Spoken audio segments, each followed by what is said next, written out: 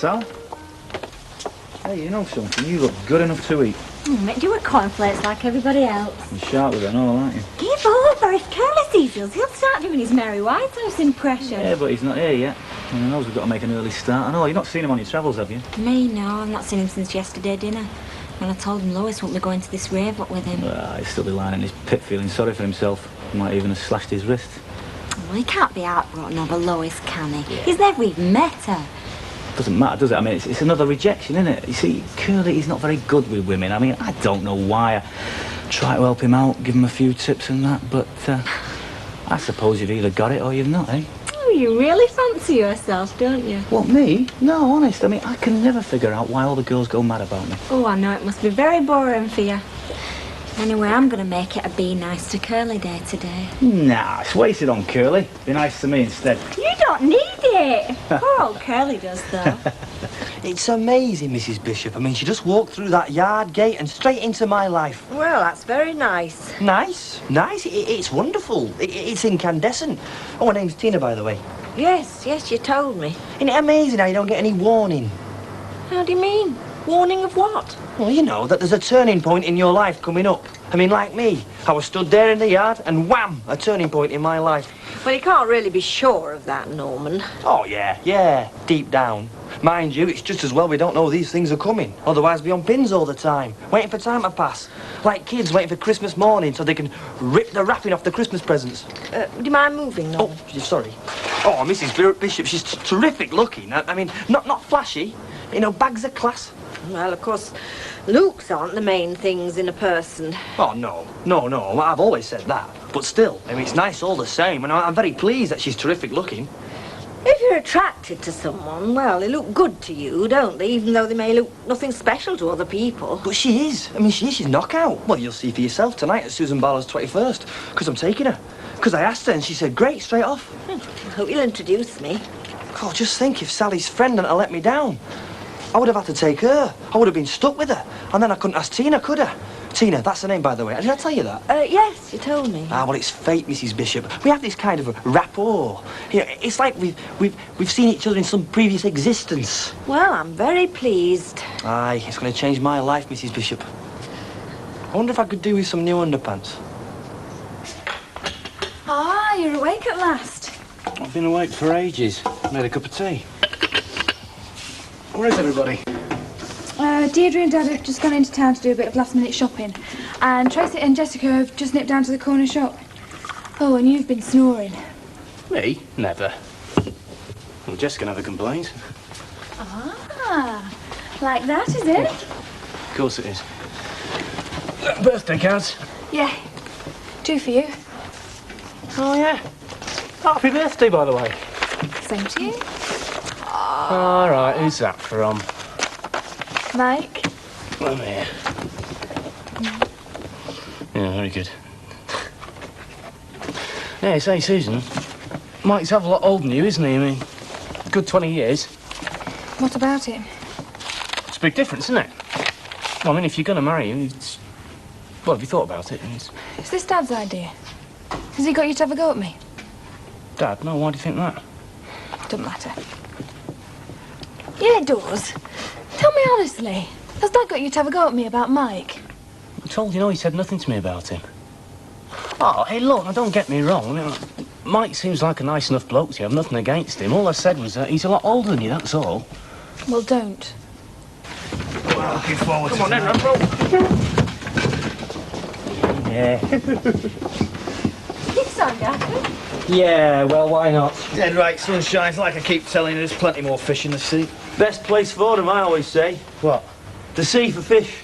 What are you on about, you? Ah, forget it. Have you got the details of that job, Sally? Yeah, it's Martin's Nurseries on Dodd Lane. Oh, yeah, you can see all the greenhouses as you go down Roundthorne Road.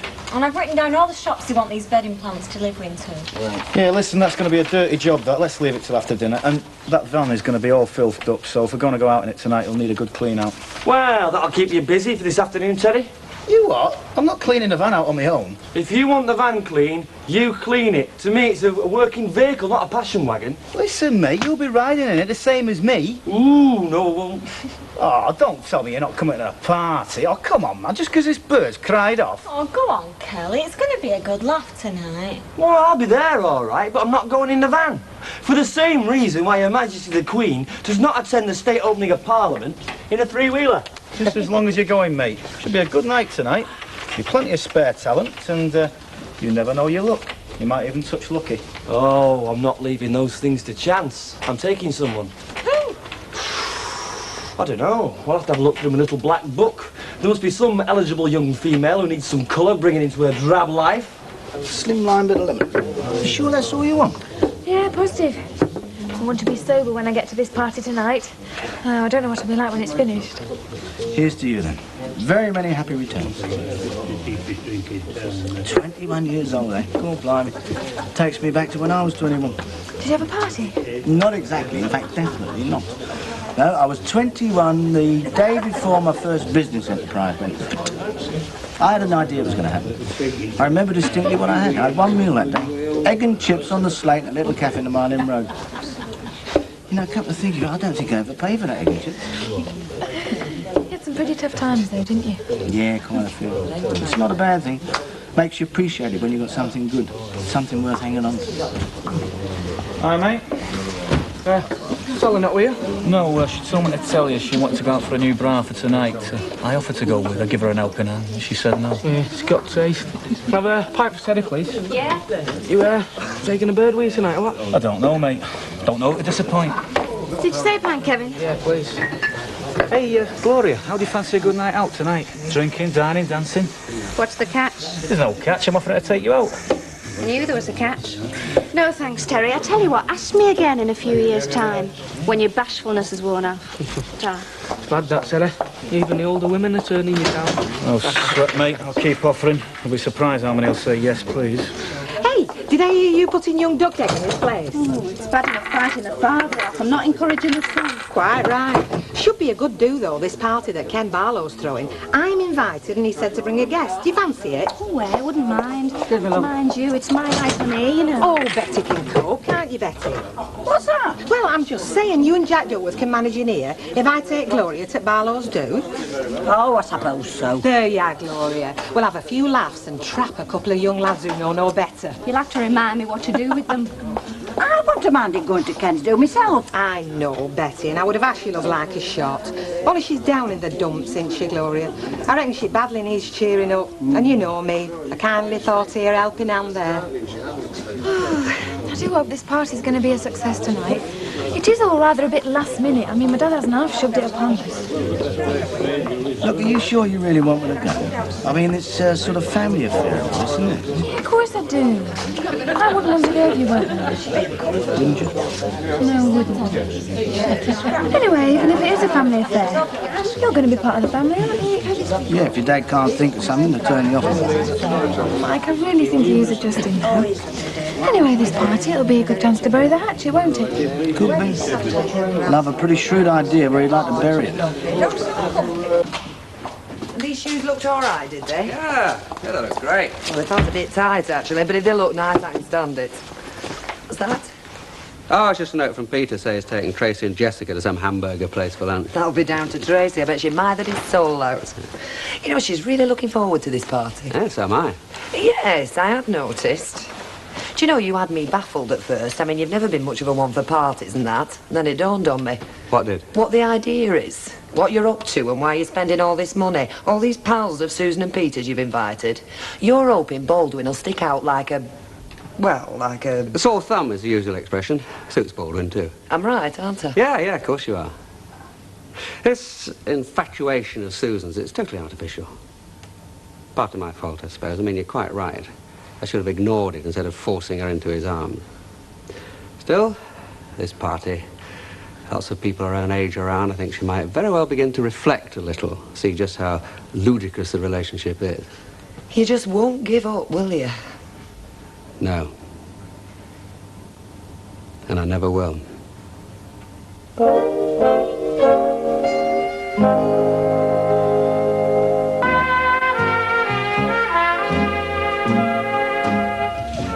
often I get to see you two together. It's a real family gathering. I just hope we're not going to outnumber the rest of the guests. Oh, don't worry, they'll be here. Nobody likes getting to a party too early. Well, unless they're keen on free drink. Which just about covers everybody round here. Well, in fact, it's a good rule. The first arrivals at a party are always the drunkards. Oh, Peter, Hello. you dance with me? What, now? Right this minute? Yeah. All right, let's go and talk to the DJ. She's the one to see. Tell her what sort of music you like. All right. Here, you won't forget whose boyfriend he is, will you? I think I'd better come with you. You know, your dress is lovely. Oh, do you think so? Yeah, it looks really great. You both look very beautiful. Oh, thank you. Oh, hello. Hello. The party starts here, right? Yeah, I take it you two are the go-go dancers. Are we too early? I was afraid we might be. Dear, I'm afraid it was my fault. I kept rushing early because I always like to be early. Ah, well, according to Peter, that makes you a dedicated drinker. Oh, no. Two is my limit, you know me. More than two when I get tipsy. Don't worry, Mavis. Nobody's accusing you of being an alcoholic. Happy birthday, Susan. And then a happy returns. Thank you very much. Wish yourself. Right, well, come on, Mavis. Let's go and get you the first of your 2 drinks, and I shall be counting, you know. Oh, no, Come on. again, honestly, two is my What are you having, absolute Emily? limit. Yeah, all right, look. Dad's in a good mood, isn't he? Yes, he is, isn't he? Makes a nice change. Oh, I don't mean that like he sounds. It's just that he seems to be getting used to the idea, you know, Mike and me. Hiya. I don't believe it. There's half of Newcastle here. Hello. All right. You're Springfield. Hiya. Did you know we were coming? No idea. Blame it on your dad. He rang Tim at the weekend. He asked him to round us all up. Where is Tim? Isn't he here? Well, you really want to know? Well, he was coming, but he changed his mind at the last minute. Because of you getting engaged. Well, you know how potty he is about you. Oh, that's silly. He knows I like him a lot. Yeah, well, he didn't want to meet your fiancé, and that's what it's all about. But I do. Come on, Susan, wheel him out. Let's give him the once-over. Well, he's not here yet, but he will be.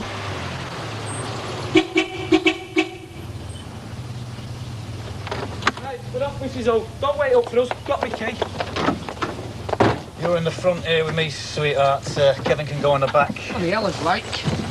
Oh, Kevin, up a bit. Why don't you sort of sit on my knee? No, thanks. Kevin, will you give all the pushing? Well, look, up a bit. Kevin, why don't you go in the back? Why don't you go in the back and I'll drive? Where's Kayla? Oh, he said he'd see us at the party. Yeah, well, if you ask me, he's not going to turn up. He'll be sulking at home because that pal of yours let him down. So we won't give him a knock. See you know what he's like. Well, my dress is getting all ravaged. Well, you know the answer, don't you? Take it off. Oh, you've a one-track mind, you. Yeah, a dirt track. Well, it's only healthy interest, that's all. Right, let's get going. Now, I'm just feeling for the gear stick, Sally. You understand that, don't you?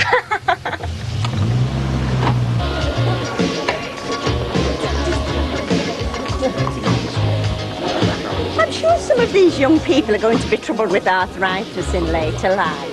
But they do say dancing's very good exercise, don't they? In moderation. But I mean, there's no moderation about the dancing nowadays, is there?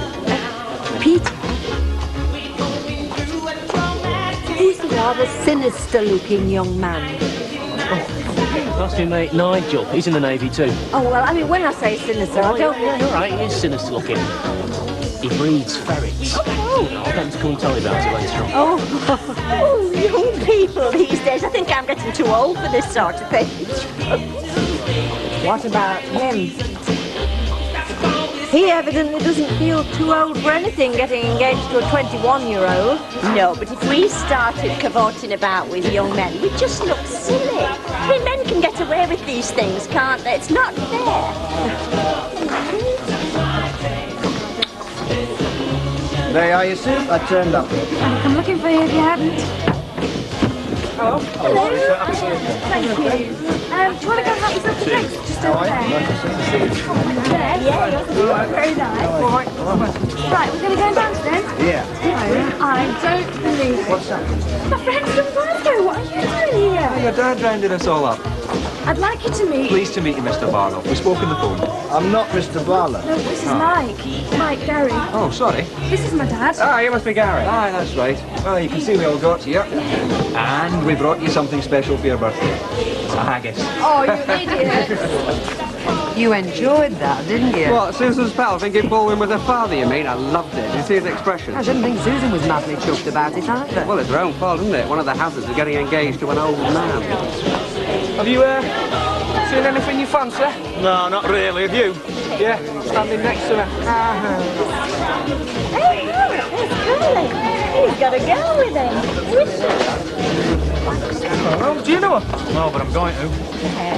Tina, I'd like you to meet some friends of mine. This is Kevin, Sally, and my business partner, Terry. Pleased to meet you, sweetheart. How'd you get here? Could have had a lift in the van. You gave over, Kev. There's ways of doing these things. We've got a taxi, and they'll get a taxi back. How did Curly get to meet you, sweetheart? Did he knock your mum's dustbin over or something?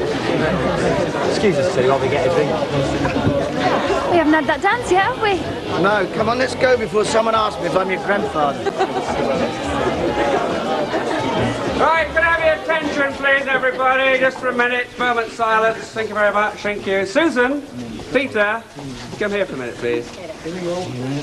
Keep it short, Dad. It all turns into a pumpkin at 12 o'clock. Oh, well, don't worry. It's not going to be a speech. Well, not really.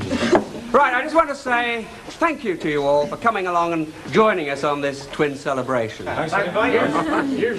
I must confess that neither Peter nor Susan asked for this party. I talked them into it, in fact even twisted their arms a little. It's an act of complete self-indulgence on my part, because I'm so proud of the pair of them. And here they both are, 21 today. All right, plenty of time for that later. Thank you. The way Peter's going, he'll end up Admiral of the Fleet. Susan, with her gifts and her intelligence, well, she's got a wonderful career ahead of her. She could go a long way if she wants to. Right, I hope you all got a drink in your hand, and you'll join me in wishing a happy birthday to Peter and Susan. Peter and Susan. Happy birthday to you. Happy birthday to you. Happy birthday.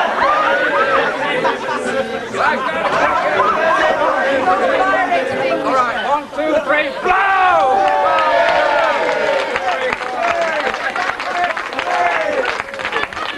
Okay, take it away whenever you're ready. Come on, Susie, I think we can dance some sort of modified violent fling to some monkey music. Look, have you got two, Rick? Surely you checked up before you came out. Yeah. Have you got Right, everything? Gloria, let's get to this party before they slip all the booze and share out all the fellas. Well, I'm ready when you are. Taxi will be here in a minute. Was Jack okay? Down cellar. Do you know, Betty, I sometimes think he's got a little business of his own down there, growing mushrooms or something.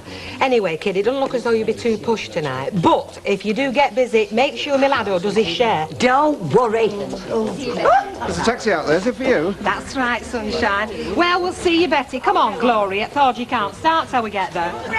Here.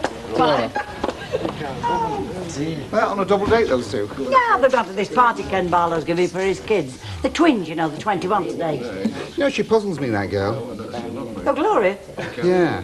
I mean, nice-looking girl, nice with it. You think there'd be a fella in the picture somewhere, wouldn't you? Well, she's already given one his marching orders. No apparent reason.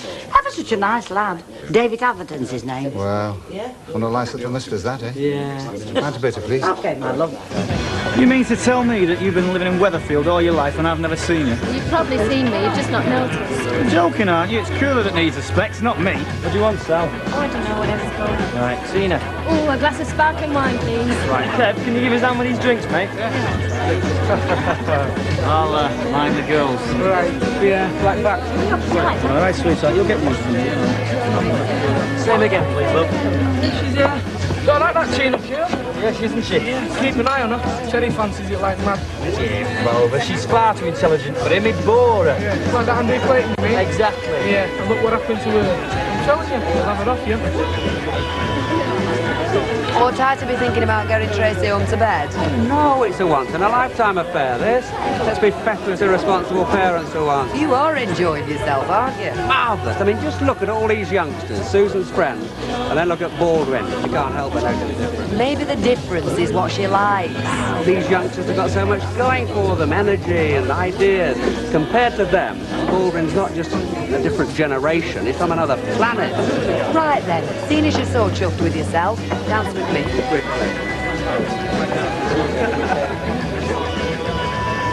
I was just wondering, Ken and Mike Baldwin, are they on better terms now? We don't confide in me, mate. Well, I mean, I've not been watching, but I don't think they've spoken a word to each other all evening. Well, they do say, if you can't say anything pleasant, don't say anything at all. There you go, one sparkling vino lino. Thanks. Oh, she went with your friend.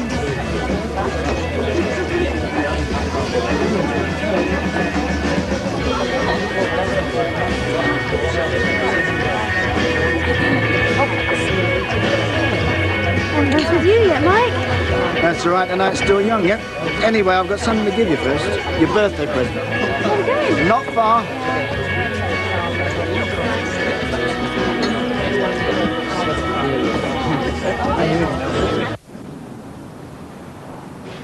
Where are we going? Not far. Oh, Mike, don't be so mysterious. Just walk this way. OK, that's far enough. What's this all about? I've told you, it's your birthday present. It's freezing cold. You mean we brought me out here just You to... are standing next to it. I don't know. You don't mean... That's all yours. It's taxed, insured. Now, don't try driving it tonight. I told the manager you'll leave it here and pick it up in the morning. Oh, Mike, a car. Do you like it?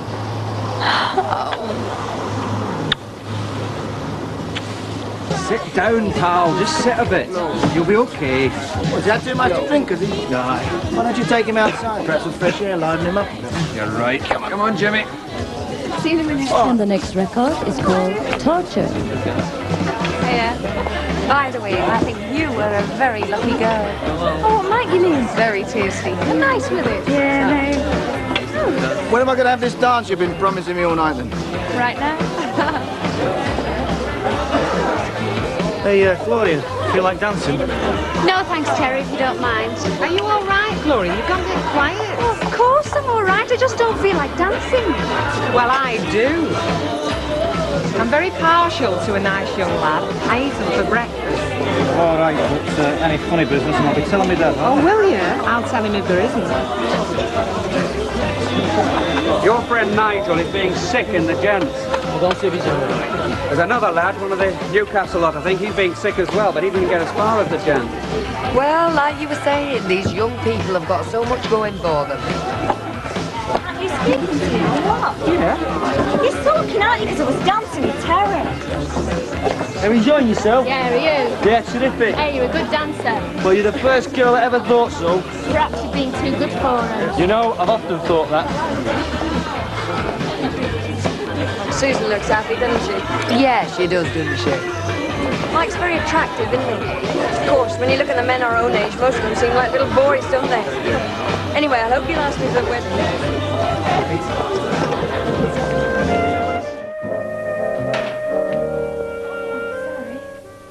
What time is it? Oh, it's about 8:45. And all's well. Except for your head, I expect. Probably Brack's not too clever either after another night on this thing. I thought you sailors could sleep anywhere. Oh, so did I. I got their mates of yours from Newcastle. I've finally gone, have they? Yes. They went about 2. Good.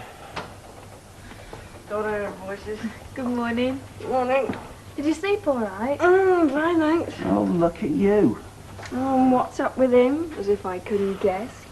Look, I'm going to go grab the bathroom before the rush starts. But I've put some coffee on. It should be ready in about 5 minutes, so just help yourselves, won't you? Yeah, thanks. And be gentle with him. I don't think he's up to much. I'm up to more than she thinks. Not here, you're not. Yeah, that was quite some party, wasn't it?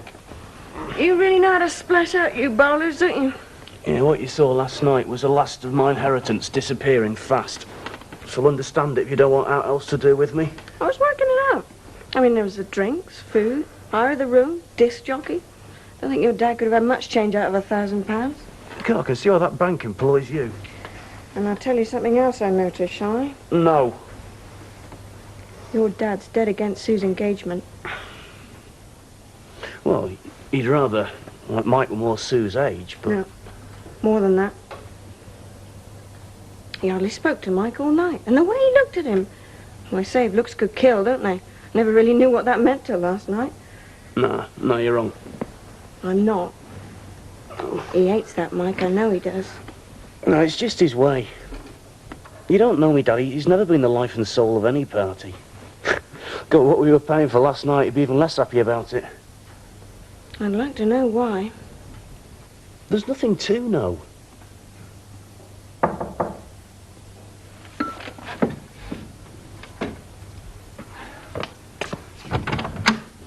Hello, love. Come in. Hello. I was just wondering, I wanted to catch Jenny before she goes to school. You've had that. She left over an hour ago. Oh, she must be keen. No, not in school. No, she's got a paper round to do first. I didn't think, sorry. What did you want her for? Well, all it was, actually, I've been sorting through my wardrobe and there's a load of stuff I'm never going to wear again. I thought they might fit her. I mean, if she's interested. Well, I'm sure she'd jump at him, yeah. Well, they're nothing special. Well, she's at that age now where it's all clothes and makeup, you know, and what she needs, really, is a woman to give her a bit of advice, like. It's not my strong point, you know, fashion. Oh, I'd never have guessed. Maybe I'll catch her later. Yeah, I'll leave her a note. Would you like a cup of tea? I've got one brewed. Oh, no, thanks. I've got things to do. Some other time, then, eh? See ya. Yeah, see you.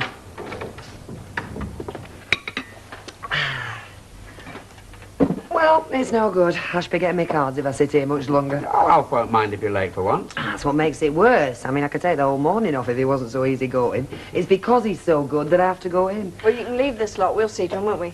Oh, yeah. Oh, right. Thanks very much. I will. When are you two going back? You will still be here tonight, won't you? Yes, we've hardly had a chance to talk. Well, I suppose we could go back tomorrow. Yeah. Good. Right, I'll see you later then. And I'll see you later and all. Yeah, I'm staying. Bye. Bye. See ya. Well, I suppose you newspaper types don't start till the pub's open. Us newspaper types would have started before now if it weren't for your sister. She'd taken Tracy to school and disappeared to work before most of us were awake. Yeah, but no, why can't I wake up like that? I mean, we are meant to be twins. Yeah, well, she drinks less than you do. No, it can't be that. I reckon it's because she's in love, that's what's done it. Right, well, what are you going to do today? Show Jessica the sights? Didn't know there were any. There's a lot of very beautiful countryside. Oh, yeah, that. Is that Mike's factory across the road? Yeah. So, did you know him before you even met Susan, then? Sort of, yeah. Right, well, I better be off too. He seems like a nice enough sort of chap. I mean, he's not exactly what I pictured, but, you know, when you see him and Sue together, they look kind of right somehow. You're not saying much? Me? Well, it's what Susan thinks that matters, isn't it? See you both later then. Bye. Yeah, Yeah, bye. I told you. And I told you were wrong. He didn't exactly sing Mike's praises, though, did he? Well, no. Didn't exactly start gnashing his teeth either. I mean, all right, he wishes Mike were a bit more Sue's age, and he's not exactly the type you had in mind for her. Taking a bit of time to get used to it, that's all. He hates him. I mean, it would have been bad if it was someone else's girl. Someone we didn't know. But no, it wasn't someone else's girl, was it? It was Kev. Kev's girl. Kev is supposed to be your mate. Look, I know who Kev is, all right? Well, it didn't look like it last night when you were dancing with Sally. And he was there as well. I mean, what must he have thought? I mean, did you stop to ask yourself? No, because I knew you'd be asking me about it this morning. It's not a joke, Terry. Look, I wasn't forcing her or anything. It takes two to tango and all that other stuff.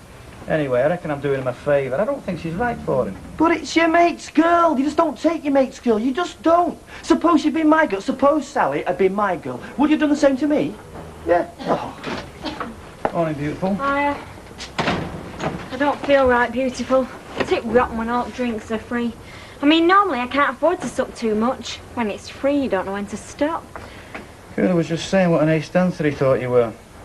Oh, Ta! Hey? Mind, it depends who I'm dancing with. Me and all. Come on, Terry. Let's get a move on, eh? He's keen on, is this lad? Oh, and are you not? Well, I can be very keen, me, darling, given the right encouragement. Come on, Terry. I'm coming. Look, OK, I'm moving, all right? I'll see you this dinner time. Well, I did say I'd see Kevin Rovers. No, he'd be all right. You'll find someone to talk to. You can't leave that phone till I get back, can you? Not if you say no. I do. See you later. See ya. Look, Terry, I'm not going to keep going on about this. Good. Because you know how I feel. Yeah. But I'd just like to say I'm disappointed, very disappointed indeed. Well, I hope I'm not going to be. Come here, listen. It's not that I don't want the car, or that I don't appreciate it. So what's your problem? There's no real problem. It's just that I think it'll make things worse between you and my dad. Ah, what's he said now? He hasn't said anything. I haven't told him about it yet. Well, why not? Well, because he spent a lot of money on that party last night. Not half as much as I spent on that car. Yeah, that's it, exactly. He'll think that you bought that car just to sort of put one over on him. He will. That's the way his mind works. That's the first thing he'll think of. He can think whatever he likes. That's his privilege. Look, I've gone a long way to meet your father. Too far, if you want my honest opinion. I mean, I agreed to you moving back in the house, and I went to that party through last night. I don't think his motives for doing that were all that straightforward. What do you mean? I mean... forget it. I want you to have that car. Not because of what he might think, because believe it or not, that doesn't worry me. It's just that... well... it's a present from me. All right. Thanks. Still not all that happy about it, though, are you? I am just not happy about having to tell Dad. Well, I'll tell you what. Why don't we call it a wedding present, eh? A combined birthday and wedding present. Eh? I mean, that way I'm not competing. I mean, it's something different, isn't it? That's great. And you wouldn't mind that? Nah, call it what you like as long as you're happy and you keep the thing. Oh. You are good to me. Nah. Yes, you are. You're wonderful. Mind you, if we're going to call it a wedding present, Yeah? it'd be nice to know when the date is, wouldn't it? Yeah, I suppose it would, really. I mean, we could fix a date now between ourselves, but, well, we're supposed to keep your father happy, right? All right. I'll ask him. I'll ask him tonight. No, I'm just waiting on my equipment. Then I shall be providing the finest hairdressing service in the north of England. Oh, is that an hint? Listen, I hope you're going to be one of my first customers, Beth. You have got the most beautiful head of hair. I think we should both work at keeping it that way, don't you? Well, you might not thank me for saying it, but I remember him in short trousers and a Fair Isle jersey playing marbles out in this street. We had quite a collection. We had cat's eyes, ordinaries and lustres. Kept them all in 3 glass jars. Cat's eyes, ordinary. Oh, she hasn't lived. The types of marbles. I'll try and remember. Well, if you'll excuse me, I'd better be getting back over the road. Factory? Yes, I work there part-time. Oh, well, what did you think about Sue's engagement? I mean, did it come as a surprise or what? She never gives up. Well, I suppose it was something of a surprise, yes. Why? Oh, not for any particular reason, just that it all happened rather quickly. Anyway, have a good journey if I don't see you again before you go. Bye. Bye-bye. You know, I didn't know you were subject to these strange obsessions. Why do you think I go around with you? Right, true. And it's not a strange obsession. I still think I'm right. Yes, well, you see, Peter over there, that's Susan's twin, and they both came from Ken's first marriage to Valerie. Oh, he was married before Deirdre then? Oh, yes, twice. But they both had very tragic ends and all. I mean, Valerie, she was killed in an accident. But then Ken's second wife, Janet, she took her own life. Oh. Yet to look at Ken, well, you'd never imagine, would you, there'd been anything like that in his life? No. Still, everybody has a secret, lovey, if only we knew them. Yeah, I suppose they do. Do you go out a lot? Well, I pop in here most nights, if you call that going out. Well, that's where boys have it easier. You can just go out for a drink. Boys have it easier? I mean, do you really believe that boys have it easier? Oh, yeah, in all sorts of ways. Oh, no, girls have it easier. Believe me, they've got to have. Hi, Kira. Hi. Hiya. You, haven't seen Sally, have you? Well, I saw her this morning in the yard. Oh, think she'll be there now? Well, if she's not here, which she isn't, I suppose she could be, yeah. Thanks. Yes, here. Oh, no. What's up? Disaster. Oh, hello, Joe. Hi, Mrs. O. Oh, you haven't gone yet then? Oh, you don't get rid of us that easily. And how did your party go? Did you all enjoy yourselves? Yeah, it's fantastic. Yeah, it was. Mr. Baldwin turned up, did he? Yeah. Oh. Oh, well, that's something to be thankful for. That's if it all went off without any repetition. Repetition? Well, you must have heard. I mean, I'm not saying anything that isn't common knowledge when I tell you that the last time them two was together, it got to fisticuffs. What, Mike Baldwin and me dad? Yeah. Right, one too your dad give Mr. Baldwin. Left him with a face out here. Any road, I'm glad you had none of that to spoil your party.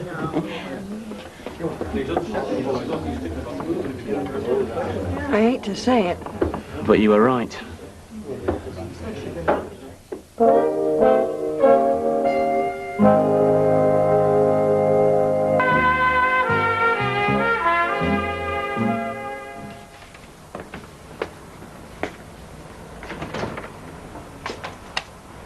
Oh, Kev. Yeah. Did Curly not tell you? Yeah, said you might be here. Well, I had to stop by the farm. Oh? Still, can I see you tomorrow? Why? Aren't you having a dinner hour out? All right, mate. There you go. Dripping with vinegar, just like you wanted. Ah. What do you reckon to last night? Know what she's putting back the ale? It was all right. You have a word with him? What about? Oh, in the yard. You reckon he wants to buy something? Shut the door. What's going on, eh? Going on? Yeah, you know what I mean. Between you and Sally. Oh, do us a favour, mate. Oh, you look like you was doing yourself a favour last night, the way you was dancing with her. I was dancing with other girls, I know. Yeah, well, I wasn't going out with them, was I? And now this? Well, now what? I bought her some chips. Is that a crime now, No, is it? she's supposed to be meeting me in the Rovers. Well, how was I supposed to know? Well, did she not say out? Well, she probably never got a chance. I mean, I asked her to stop by the phone and we were rushing out. Well, I mean, what is this, eh? I mean, I thought you'd be dead chuffed that we give her a job. I am, I'm not talking about the job. Look, if you want me to stop her, just say I the don't word. want you to stop her, but I don't want you messing around with her either. She's going out with me, not you. I know. Right then. Have a chip.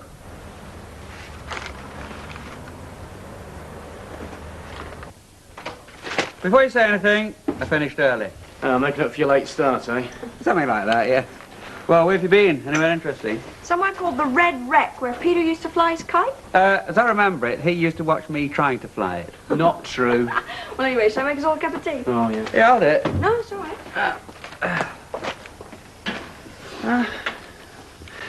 Little Bird's been telling me that you and Mike don't get on. In fact, you don't get on so much that you thumped him. What little bird is this? Mrs. Ogden. And I know you think there's a bit of an age gap, but... All right, so now you know. I don't approve of the engagement. Well, I just don't. But I'm not going to give you my reasons, they're private. And I'd be obliged if we could just leave it at that. All right. But I think I've worked out a bit more for myself. Well, that party last night, you weren't by any chance trying to make Mike feel out of place, were you? Oh, so that's why you think I did it? Oh, no, not entirely, but, well, you did seem to be inviting everyone under the age of 25 you could lay your hands on. Just thought you might be trying to make a point, that's all. Like I say, it's not something I want to talk about.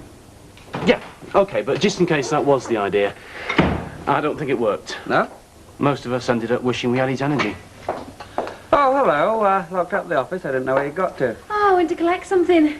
Something that I'd quite like you to see. Hi, do you want a cup of tea? Yeah, in a minute. Do you want to come and look at this first? It's a present from Mike. You coming, Dad? I am, yes.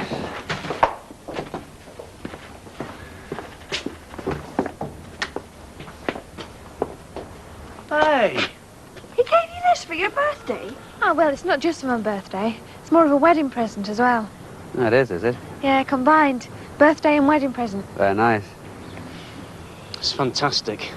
He must think the world of you. Yeah. Don't think my dad does, though. Ah, well. Our dad's been a bit more devious than you think. Why is he looking so sick? Because this car's just proved he's been wasting both his time and his money.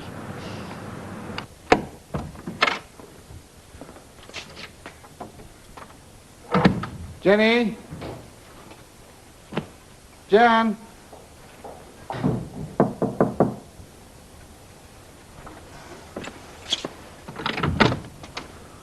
Oh, Hello. come in. You wondering where Jenny is? Well, I was, yes. She's in my flat trying on those clothes I told you about. Ah. Oh, I hope you weren't worried about her. No, I'm used to coming back to empty flats. Well, seeing that she'll be occupied for the next 10 minutes, why don't we have that cup of tea we didn't have time for this morning? Oh, no, thanks. I'm not going to charge you for it, you know. I know. Perhaps you don't like tea. Would you like a cup of coffee, something like that? Gin and tonic, I'm maybe? supposed to be supervising your daughter's mannequin parade. OK, I'll leave it for now, but I want you to know I'm very grateful for all the time you're taking with her. Oh, it's a pleasure. And I'll keep the kettle on till you do find a spare 5 minutes. Might be a while. I don't mind waiting.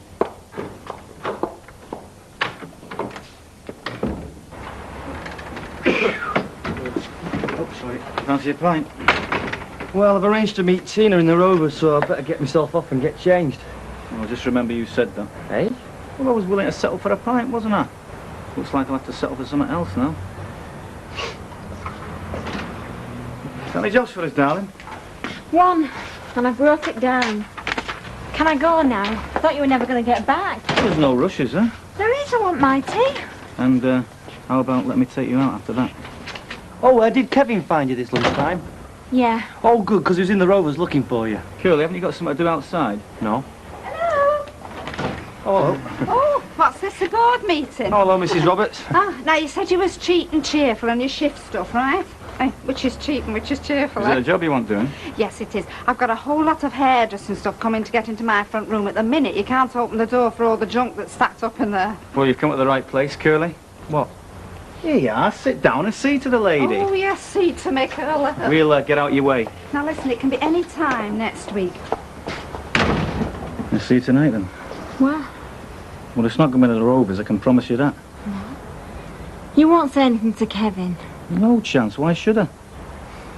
I'll pick you up in the van, eh? 8 o'clock at the corner of our street. See you. See you. I'll give you a shout when you're coming round, then, will Will you? do, Mrs. Oh, lovely. See you then. Ta-ra. Bye, love. Sit down, you don't mind. Well, Curly lad, looks like you cracked it. Well, yeah, I've come to an arrangement with Mrs. Roberts, yeah. And as for any arrangements you've made, Terry, I don't want to know, all right? I don't know anything about it, all right? Now then, Mrs. O. No, my treat this. I'll have a light ale, please, Fatty, and a pint, is it? Yeah, please. Right. Oh, evening, Mr. Baldwin. Hello, Rhoda. So, you're not out with your young lady tonight, then? No, we're all washed up after last night. Got some sleep to catch up on. Oh, do you hear that, Betty? Worn out with partying, these young guns. Oh, they have a hard time of it and all. Hey, up here's another pair of them. Hi, Kev. Hello, Mrs. O. Hello, Curly. Oh, that's Curly's young lady, is it? Looks very nice. Is she from round here? I don't know. I'll just go and have a quick word with him. Won't be a minute. Oh, you'll be as long as you like, love. You know, tickles me to death the way they all make for that snug. I don't know whatever Albert and Enid have made of it. I just wondered, did Teddy say out about this dinner? Say out. Yeah, about me, about what I said. Kev, oi, your drink's over here, lovely. Oh, thanks. Right. Do you want anything? Oh, 2 halves of lager, please, Betty. Right. Only I had a bit of a go at him over sour. I feel a bit daft now, like, but I got the idea he was fancying her. So I told him to lay off. Oh, I see. I think he's got a wandering eye onto that terror. Well, he seems that sort to me. Yeah, I don't want him to think we fell out, though. You know, I mean, he wasn't going on about me, that was he? No, Kev. You've got nothing to worry about on that score. Good. I mean, you don't want to lose your mates, do you? Right, there you are. Thanks, love. Well, I'm expecting great things at your wedding, Michael. Marquees, top hats, roast pheasant like as not. Well, why'd you say that? What, after last night's shindig?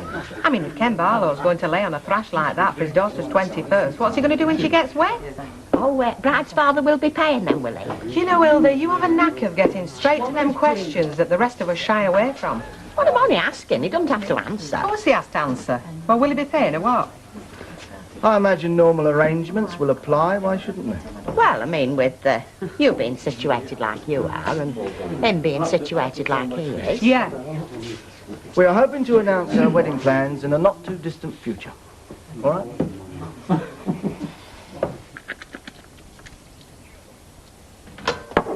I'm just going to go and pick Tracy up from her mates. Oh, okay. Shan't be long. Bye. Bye, love.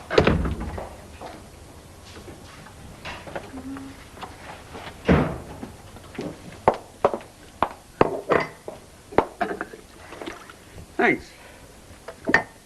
Me and Mike have been having a chat and Well, we've decided that we really should be setting a date. But we didn't really want to do it without consulting you first. So what do you think? Well, you know my thoughts on that subject. Yes? And they haven't changed, and they're not going to change. But if you're determined to go through with it, all I can say is I'm going to pay for it, and it's going to be the sort of wedding I would want to give my daughter. Yeah, exactly. That's why I asked you. Which means it can't be for quite some time.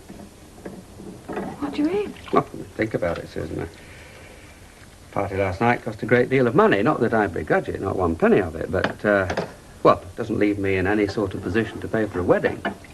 Not for some months and years to come. Oh, come on, Dad. We can't just wait forever. Oh, sorry, but I'm not made of money, and what I did have saved went on the party last night. I mean, it may not be forever, but you're going to have to wait. You're certainly going to have to resign yourself to that.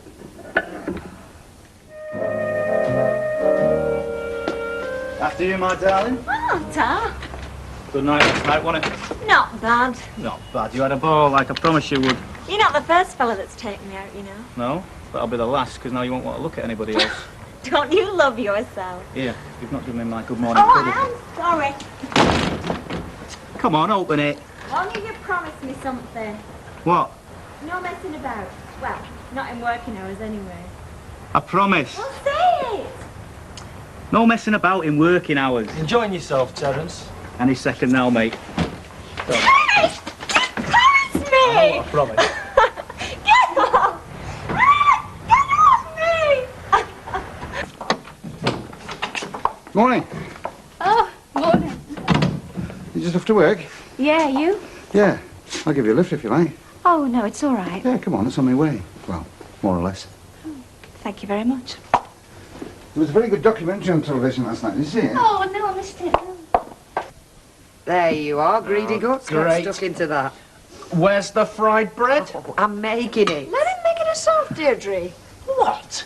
And me, a fighting man, home on leave, going back to face God knows what incredible dangers? The biggest danger you'll be facing is from that little blonde wren who keeps offering to wash your white frock. Oh, we've not heard about her. Oh, the Admiralty issue little blonde wrens, didn't you know? He wishes they were. I'll bet. Right, I'm off then. Somebody has to keep the wheels of commerce turning. Oh, which reminds me, Peter, would you like me to arrange send you a copy of the recorder every week? No. Thank you. Right, well, I'll see you at lunchtime for a farewell drink then. Right. Oh, Mike was hoping that you were going to call round for drinks at lunchtime. That's no problem. We can fit you all in, especially if the booze is free. Of course we can. Right, see you later then. Bye. Whew, that was a close one. Thank you, Peter. Hey, I'll lay me money on one thing. He's not letting her give him a lift to work in a new car. Peter. Have you heard about this latest masterstroke of Dad's? He's pleading poverty after what he spent on the party and wants to put off the wedding till he's got a few quid again. Yes, he did mention it last night. Yeah, well, one thing you can say for me, Dad. Once he's convinced he's right. He's like a dog with a bone. I know. There you go, darling. There should be enough for 2 bacon butties and 3 cakes. If not, you can put the rest to yourself. Oh, you're dead generous. I know. Now off you go, and don't go talking to anybody wearing aftershave. Didn't you know I've got a poor sense of smell? Stop it! Sorry. It's like you was a magnet of me and I'm filing, darling. She's a right little darling ourselves, isn't she? Yeah, but she's not your little darling. She's not wearing a ring or anything, Curly. She's Kev's girlfriend. Girlfriend, exactly. Which means that she's not exclusive to Webster. Well, he thinks she's exclusive to him. Ah, cheese, old bean. And another thing, Terry, the way you keep mauling her, that's sexual harassment, is that? I don't understand these big words, Curly. You know that.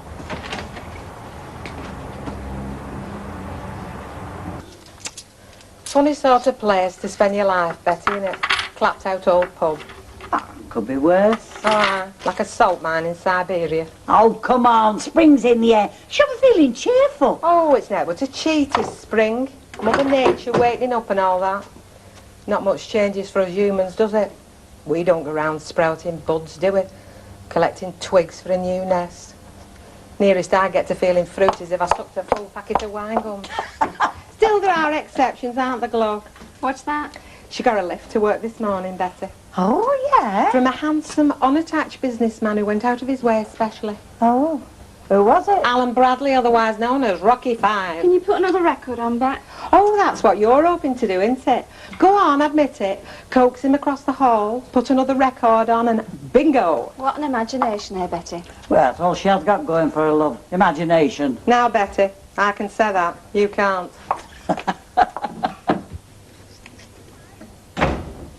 Is that you, Mike? Uh-huh. Hello. Do you think we have burglars? As long as they're all as beautiful as you, I wouldn't mind. You give over. Our kid and Jessica are coming about 12:30. No, he's letting them come, is he? I thought he would have banned the whole family from my drum. Don't be bitter, Mike.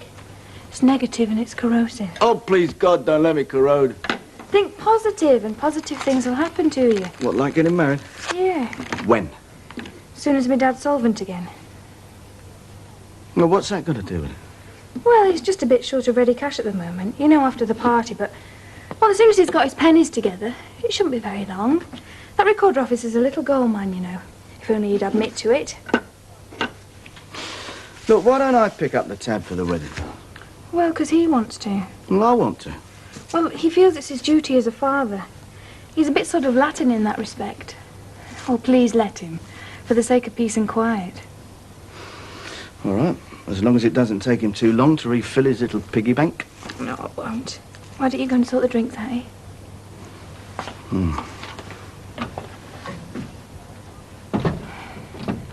Well, I were on pins hoping I wouldn't bump into Kevin. Who do I like best? Kevin, I suppose. He's nice. Terry's, you know, more of a challenge. Well, you need a bit of excitement, don't you? You're a good barmy, especially sitting in this dump all day. Oh, they're here. I'll have to go. Yeah, I'll see you in half an hour. Ta. Last time, darling, where are you taking me? Well, I said I'd meet my friend. Are you trying to break my heart? Can't break granite. You desert me for Webby tonight, and now you're leaving me to cry me beer this lunchtime. Well, Curly'll look after you, won't you, Curly? I was thinking of driving down to the Parkway Inn. It's very nice down there. Might even be warm enough to sit outside. Well, I said I'd see my friend. Homemade steak and kidney pie, daffodils waving in the breeze.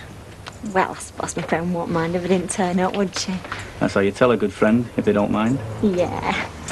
Let's go then. Curly, walk up, will you? See you, Curly.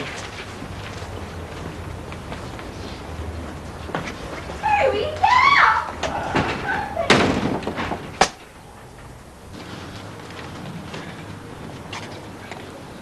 All right, mate. Hiya. What are you doing for dinner? I've just got the Rovers for a snack. It's one of Mrs. Bishop's working days. Do you know where Sally's gone? Yeah, I think she said she was seeing a friend. Yes, she did.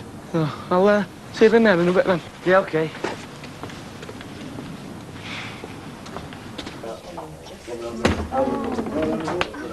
Hello. Didn't expect to see you here. Well, I'm checking up on you, seeing if you've got another woman. I wouldn't do that. I was only joking.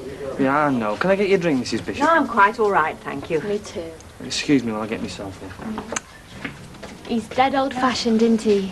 No bad thing. No, I don't think so. Cracked it at last, have you, Curly? Pardon? She looked very bereft when I told her I couldn't guarantee you came in at dinner time. Well, that's typical of you, if I might say so. What is? Your flippant attitude to a relationship. Oh, you are having a relationship then, are you, love? Congratulations. There you go again. It's this casual attitude to a relationship between the sexes that causes all the problems. The unhappiness, the unwanted babies, the drug taking, the broken marriages. Let's try and be serious about sex for a change, shall we, and see what happens? I only asked if you were flipping mates with her. Do you usually have that effect on people? I gave her a piece of my mind. Oh, only a little piece, I hope. You can't afford to be too generous. Sorry. What did Bet do to upset you? Oh, it wasn't Bet, Mrs. Bishop, it's Terry. What's he been up to? Oh, he's not been chasing Sally around the office again, has he? Only all morning. Chasing around it. Oh, I see. Oh, isn't she Kevin's friend? Yes. Oh, dear. Exactly. I don't understand why you don't just tell Kevin what's happening. I mean, I'd tell a girlfriend if a boy was two-timing her. Because they're mates, aren't they, Terry and Kevin? Anyway, blokes don't go telling tales. Oh, come on. It's got nothing to do with being male or female. It's whether it's right or wrong. Oh, what shall I do, Mrs. Bishop? I mean, should I tell Kevin? Should I split on Terry? Well, what would your reason be? Well, I don't like seeing Kevin being made a fool of, for one thing. You might not care particularly. Oh, come on, Mrs. Bishop. You know Kevin better than that. Well, what about right and wrong, as Tina says? Well, it's wrong for Terry to chase Sally around the office, and it's wrong of Sally to let him, which she does. I don't think you've much choice then, have you, Norman? No, but I'd still be a grass.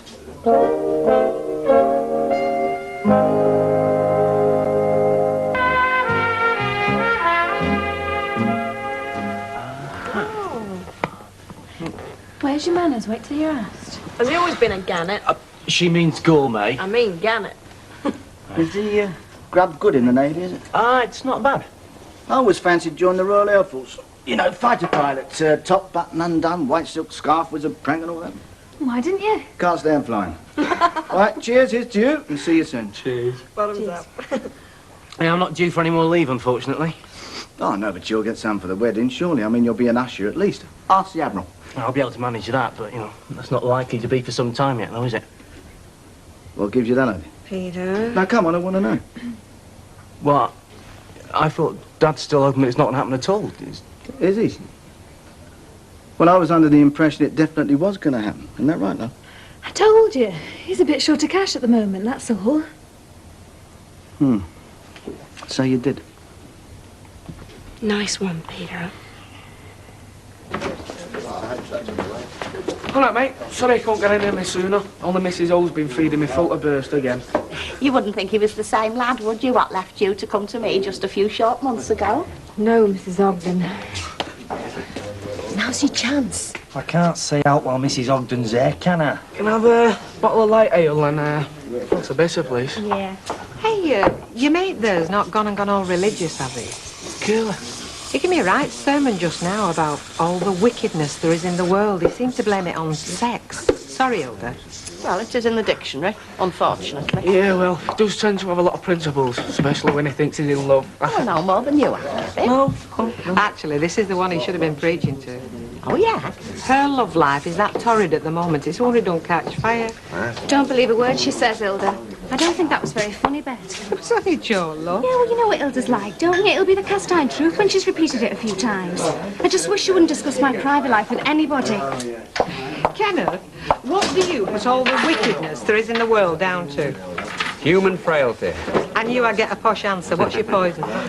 2 gin and tonics, a bitter, and an orange juice for the driver, please. Oh, where are you driving to? No, it's not me, it's Peter. They're going back today. Oh, I've never even seen him in his bell-bottoms.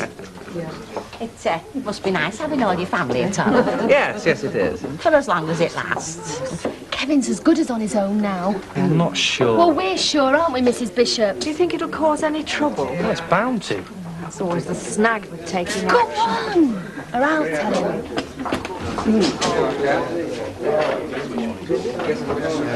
You got a minute? I think so. Not back at work till 1:30. Kev, Yeah.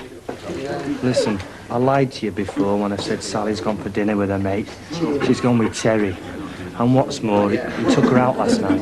I just thought you should know. You sure he took it out? Definite.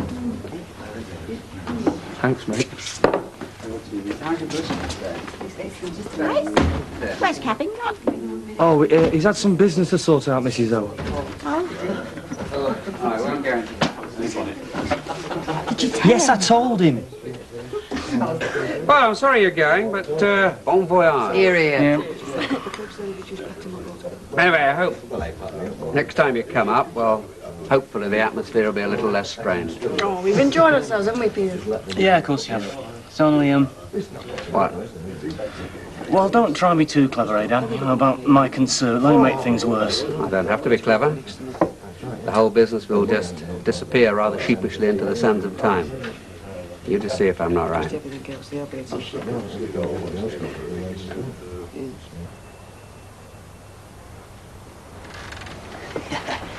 Another unforgettable experience, thanks to Terry. Well, I didn't see any daffodils waving in the breeze, if that's what you mean. That's because you couldn't take your eyes off me, darling. Oh, you're incredible, you. Terry!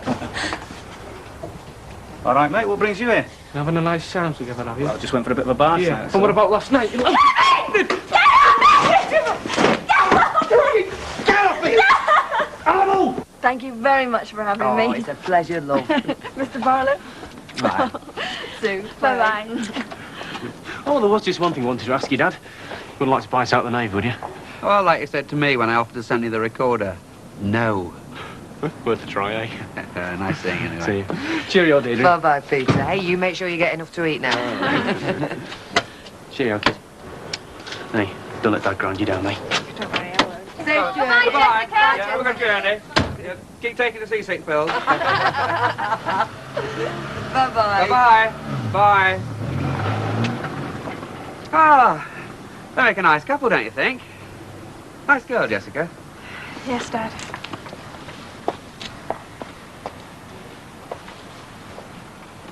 You never guess where Alfie's better. The annual inspection of the sewage works, would you believe? Should give him an appetite. Oh! But so long as he doesn't bring it home with him, I don't care. Oh, don't. Oh, do you know, pardon me, I'm so stiff. I've been standing in for him in the shop today, so I said to myself, treat yourself to a little pick-me-up. It'll do you good before you put the microwave on. Oh, microwave and all, eh? That is one thing that hire purchase taught me, Betty, to keep up with modern technology. Mind you, now I can afford to pay for it in cash. Oh, dear. Oh, Livy? well, this is a bonus I didn't expect. My husband has deserted me for a sewage farm. What do you say to that? Well, I think you'll find it's only a passing infatuation. Oh! Pint of bitter, please. What was that? Oh, well, thank you very much. I'll have another gin and tonic, please. That's another advantage of the microwave, Betty. You can stop out till all hours. I didn't know you needed an excuse, love. This is where you've been hiding, is it? I'm not hiding. Where have you been all afternoon? I've been doing that job for that woman on Cobden Street. Thanks a bucket, pal. What for? For splitting on me and Sally at Webby. Oh, yes, I did, Terry. You left me no alternative. You were making a fool of him, you and Sally. You've got a good mind to thump you, mate. Well, that's your answer to everything, isn't it? Violence. Webby's flaming answer, innit? Look at that. Come in the office, get me right battering. Kevin battered you. Yeah. Steamed in, didn't he? Caught me by surprise. He come at me like a rabid dog. But he'll regret it. No danger. And there's still you yet, mate. You grass. I'd do it again, Terry. Look, you won't, you know. Don't think I'll forget, because I won't. Oh, have you seen Kevin, Terry? Oh, he's not been home for his tea yet. No, I haven't, Mrs. O. And I hope for his sake I don't.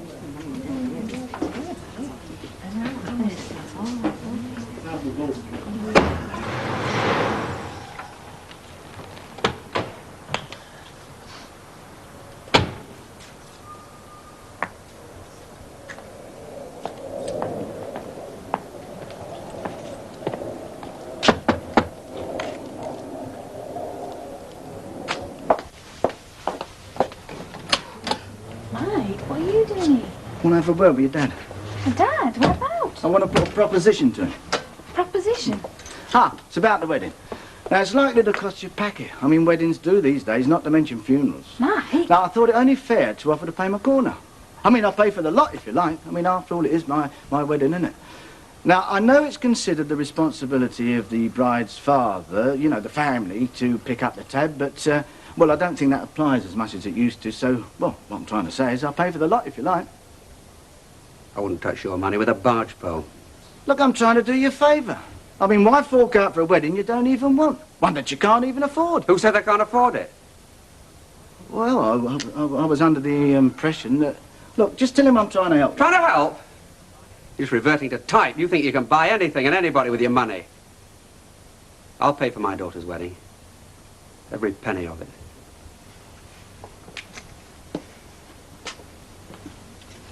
Well, that wasn't very bright, Mike, was it? He's stalling, using the fact that he's broke to postpone the wedding. Well, he is broke. And you reminding him of it isn't going to help him. He has got his pride, you know. Think I was wrong to offer to pay? You've insulted him.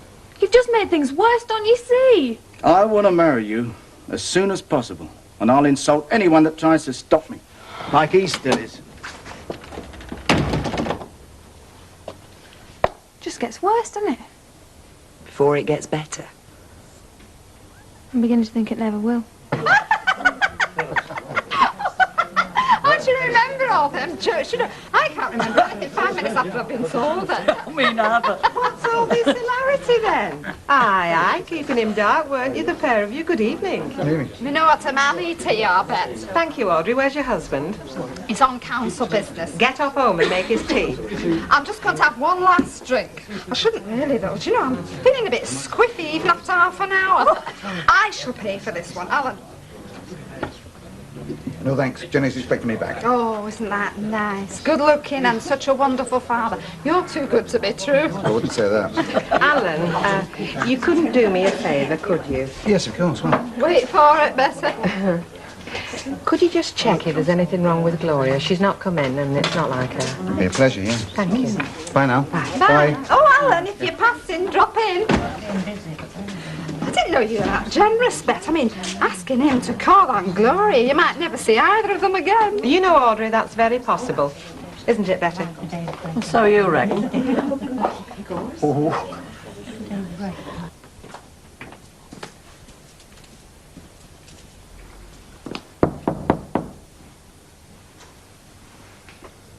Who is it?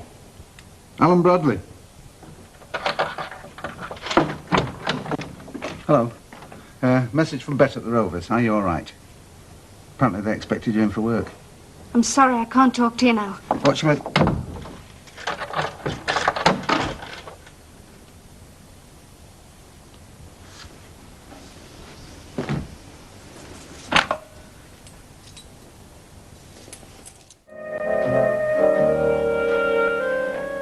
Bye, Audrey, love. Ciao. No sign of Gloria. Alan Bradley's on the phone. Bet's asked him to give her a knock when he gets home. What's he said? Look, how do I know? She's in the back phoning, I'm here working. How did she seem? Oh, I couldn't seem to be anything physically wrong with her, but she was acting a bit strangely. She said, I can't talk to you now. Close the door on my face. Did you ask her if she was coming in? Well, I never get the chance, love. Sorry. OK, love, thanks for trying. Bye now.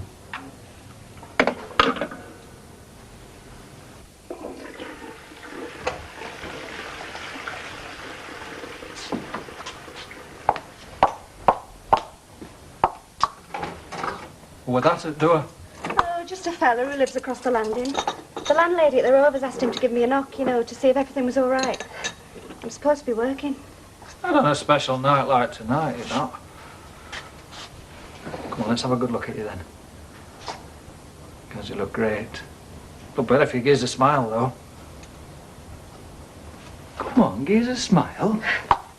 I wasn't expecting you, was I? I thought you were still in... Prison. Go on, you can say it, nobody's listening. I thought you were there till October. But I've been a good lad, haven't I? Kept saying sir to old Jackson, never bang me plate on table. You'd have known if you'd have come to visit me. You were such a long way off. Not a long way off now, though, am I? Hmm? Hey, come on. Let's strengthen you up a bit, eh? You must be starving. What would you like? To eat, you mean? Yeah, to eat. Anything. Well, you know what I like if anybody does.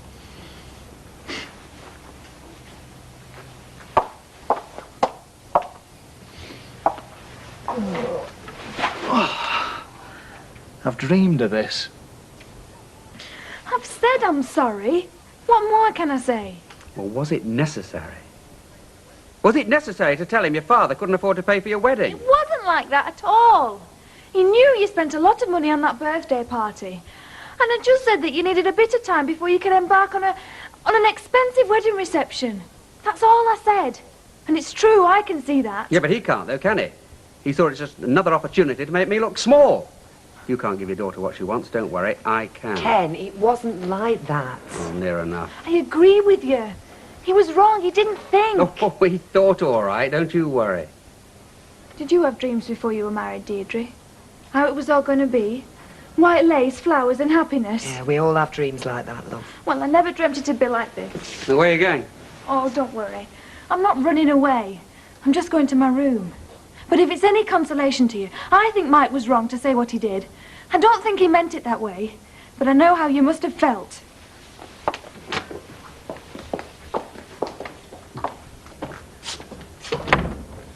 I think we're winning. You should have heard what she said to him when you came back in here. It's you she's concerned for. She's seen another side of him. Oh, I don't know. I don't know anything anymore. I thought the sun was shining on you, darling. Gone behind a cloud, has it? Don't worry, sweetheart. A few drams of this. Soon be back. See you. See you.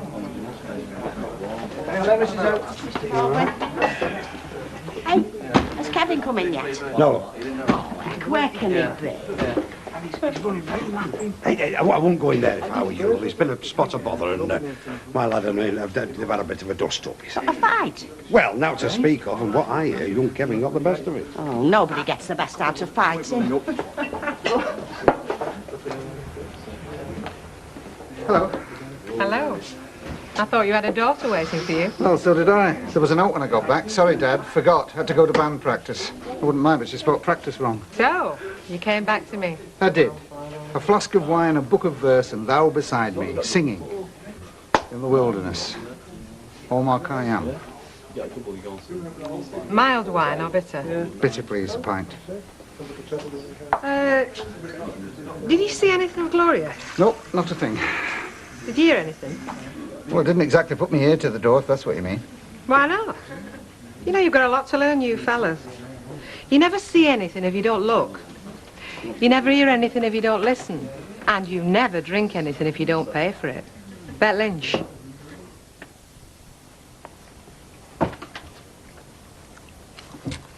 I was just thinking I should be back at work. It's a busy night. You know you've got things to do here. Like getting me out of all these bad habits I've picked up in Nick. It's all right. Best chips in Northern Union, then. Right, what would you like now? Piece of cake and a cup of tea, do you? Great.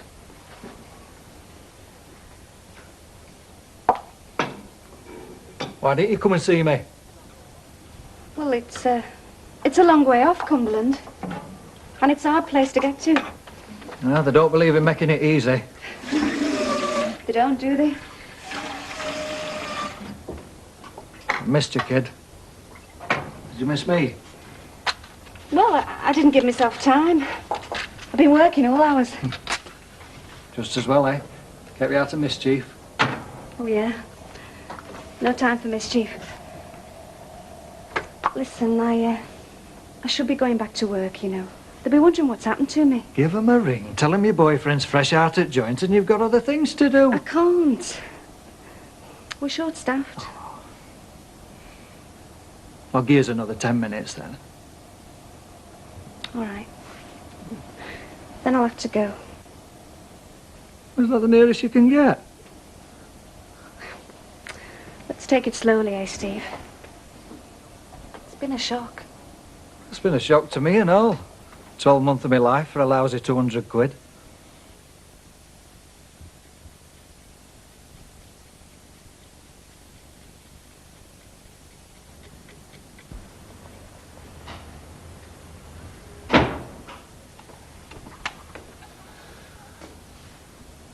Well, what time do you call this? I've been working. We've had a rush job on in the garage. Don't you think you're making a big enough mess of your life without telling stories? You've not been nowhere near the garage.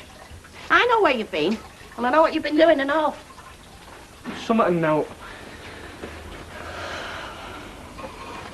For me tea. You can sit there till the cows come home, but you're not getting a mouthful of food out of me till I get the truth out of you. Now, what were you fighting about, you and Terry Duckworth? I told you, it was something now. It's over and done with. It's far from over and done with. It was that Seddon girl, wasn't it? Wasn't it? Yes, it was that Seddon girl. My Seddon girl. Can't keep his flaming hands off her. So you had a fight with him? Your best friend? Some friend. And what about her? Did she have anything to do with it? Or was she playing Little Miss Innocent? She didn't want him messing around. Oh, come on, Kevin. You've got more sense than that. She could have dealt with him if she'd wanted to. She's tough as old boots, that one, and well, you know it. No, she wants you both, doesn't she? Whoever's there at the time. Yes, well, I told you from the start no good would come of this. Just hope you've learnt your lesson, that's all. And keep away from Terry till this lot blows over. Couldn't care if I never clap eyes on him again. Get that down you. And don't talk daft. All night and never said.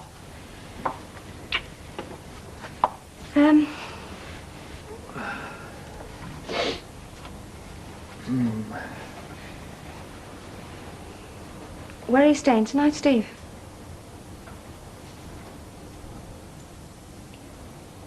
I'm staying here, aren't I? I don't think you should. It's not that easy, you know. It's not like my last place. They wouldn't like it. They talk a lot, Let them you know. talk. Does it mean anything to you that I've spent the last 12 months locked in a prison cell? The best part of that I've spent dreaming of being here with you. It's not the same, though. Well, it's the same as far as we're concerned, isn't it? Isn't it? Would have been different if I'd known you were coming. Oh, what would you have done? Baked a cake? Oh, don't be like that. I told you before it was a shock opening the door and seeing you standing there. I'm sorry, I didn't mean it to be a shock. I thought perhaps it might be a pleasant surprise. Will you just give me time to get used to it, Steve, please? Please.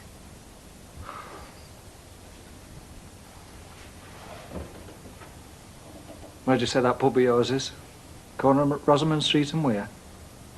Coronation Street. All right if I pick you up at closing time? Yeah? Yeah, all right. Just, ask for the Rover's return. It's not that far. Great. Make a nice change. I can walk the street now without getting my collar felt. Yeah. See you later then.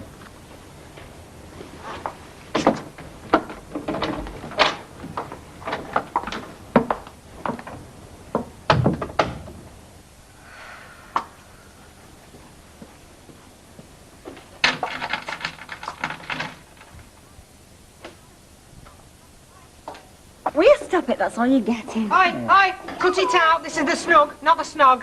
What's she on about? Haven't a clue. You've never been young yourself, Bet. I don't suppose I could ask you to chuck your own son out. We could throw a bucket of cold water over him with the greatest of pleasure. Sorry I'm late, Bet. Are you all right, kid? Fine. Yeah. Right. What's up? Oh, nothing. Just an unexpected visitor. Bring trouble with him, did he? I take it is a fella. I'll tell you all about it.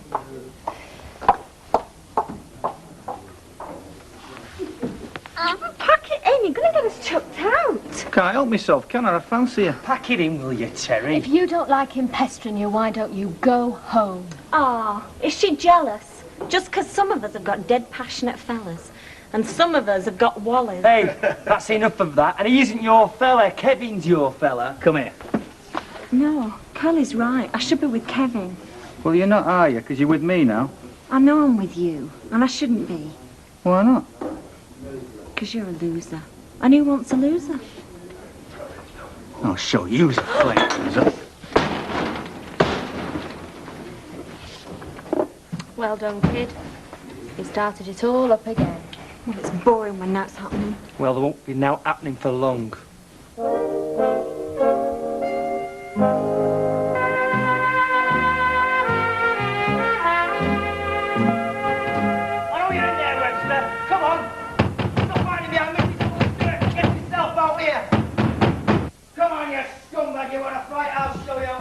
Listen, I told you stay where you are. Listen to him, he'll have all the street out. Let him. No, I won't let him. Come here.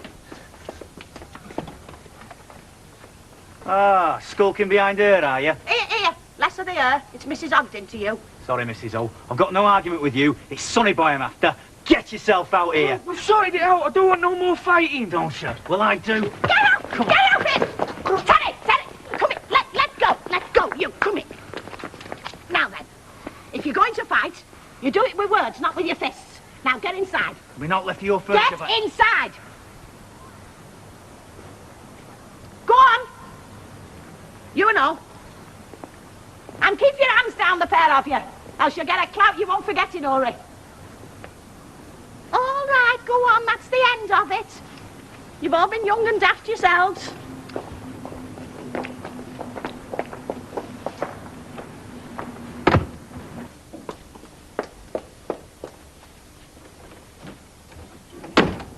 Right, sit down and cool off.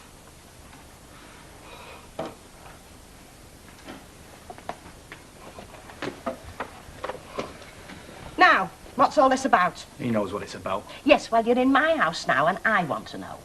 You've been fooling around with this so-called lady friend of his, haven't you? She's not. She's anybody. See, I listen. told you to sit down. He's right, though, isn't he? That's just what she is. Anybody's.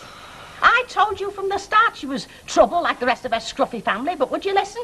No, had to have your own way, even if it meant losing your best friend. Yes, you're supposed to be pals, you two. Have you forgotten? And you're no better than you should be. She means naught to me. She means not to me either. Not now. Well, wonders will never cease. Them's the first sensible words I've had out of the pair of you. Right. Forget her. She's not worth fighting over. So shake hands. Come on.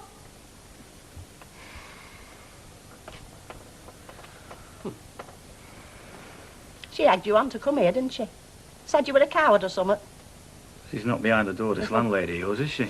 Nope. Oh, don't worry, I know her sort. Now, you go in the kitchen, and under the sink you'll find 3 bottles of beer. Fetch 'em in here with 3 glasses, and we'll drink a toast to you two having a bit of common sense for a change. No hard feelings. Do you want thumping? Not so you'd notice. No, I should think not, neither. There's enough bad blood round here as it is.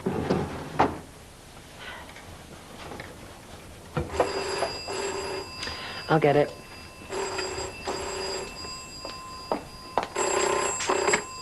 Hello? Yes. Could you hang on a minute, please? It's for you.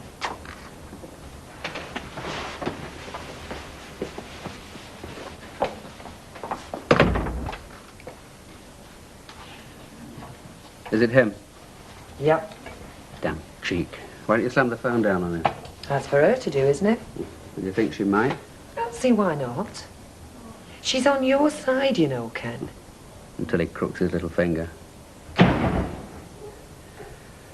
Which apparently he did. Boy, you were going to tell me what wiped the smile off your face. Now was a good time. Just take these to Betty. Stand up.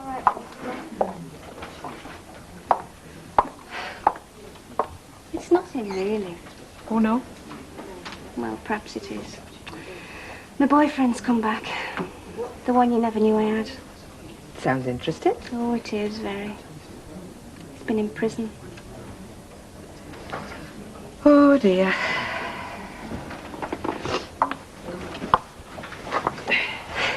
He got 18 months for breaking and entering. I lost touch with him, you know the way you do. The odd letter and that.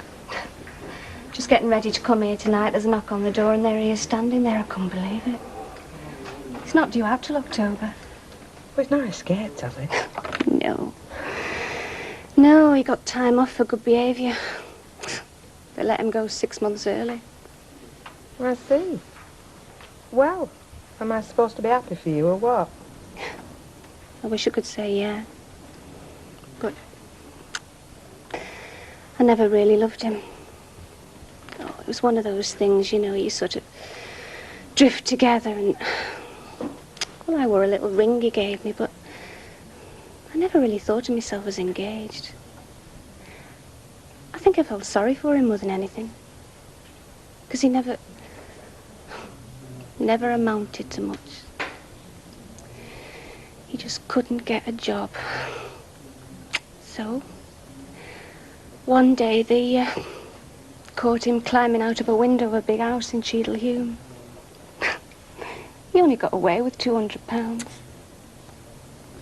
But what makes it worse, I think he only did it to give me a good time. But I don't want him back, Bet, I don't. It wouldn't be fair not to either of us. But how do I tell him? Love. You should have done that before, shouldn't you? I didn't know what was going to happen, did I? I thought I had plenty of time. Well, I'll write him a letter, I thought, you know, in July or something, soften the blow so he won't expect too much. It's too late now, isn't it? He's here. Yep, I can see your point. There's no use worrying, though. He's got to be told. You can't get away from that. Don't saddle yourself with a fella just because you feel sorry for him. No, you're dead right. That would be suicide. I know. Where is he now? In the flat. He wants to pick me up tonight, see me home. He's expecting to stay the night. After 12 months in jail, that could be trouble. Or heaven, depending on how you see it. I know, to you it's trouble. I just don't want to start all that again. Just make it more difficult. God knows it's not going to be easy. No. Okay. Let's be realistic. Nothing's happened yet. No. We'll think of something. Wish we could. Hey, has this got anything to do with you ditching David Atherton? In a way. I just felt I couldn't get serious about anyone else while I still had Steve to sort out. And if he'd have heard about it. Oh, aye, you're probably right. Go on, Cop. Get yourself back in that bar. Let me know when he shows his face. Right. Hey, you bet, love. Thank God you're not the only one. But you hurt his pride terribly. Yeah, all right. I know I ride roughshod at times, but... Well, that wasn't to hurt him, that was to get you. You're not the only one living on a knife edge, you know. I'm scared I'm going to lose you. I mean, I know we're not all the same. I mean, well, if someone said to me it's a couple of £1,000 towards the wedding, I'd probably give him a kiss. Yeah, but my dad's not like that. You're telling me. But he can change. I mean, I'm not one for apologising, but, well, if it's to get you the wedding you want, I'll go down on my knees to him. And he's got to be able to accept that. Just don't make things any worse, Mike. Could I? You know what scares me, don't you? That you're just out to hell with the whole mess and we'll off it back to Newcastle. I'm made of stronger stuff than that. If you're anything like your old fella, you are. That's for getting back now. Listen, don't let him get at you, kid. You just keep saying he loves me. He loves me. He loves me. You'll never know how much.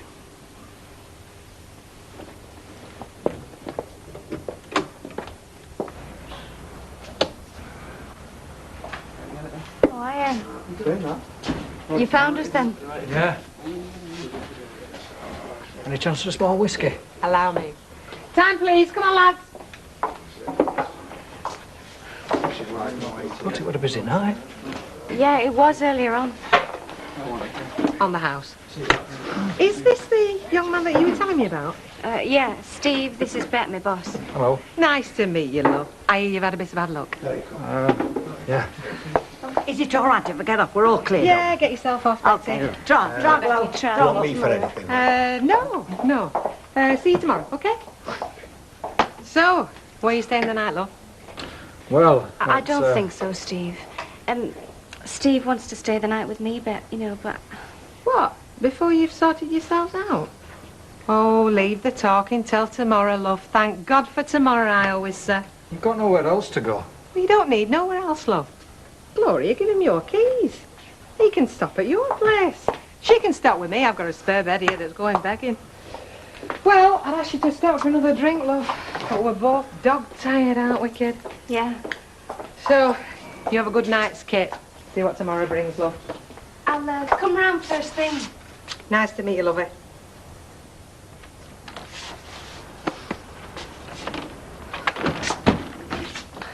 Thanks, Bet. It's not over yet, kid. You've still got a job on your hands. Be a damn sight easier if he was a bad 'un. I know.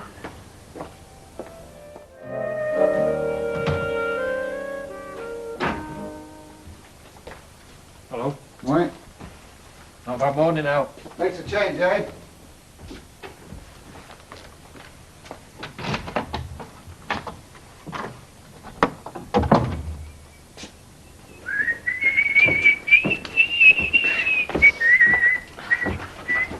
Oh, close your mouth, Jack. You might catch cold. What are you doing here?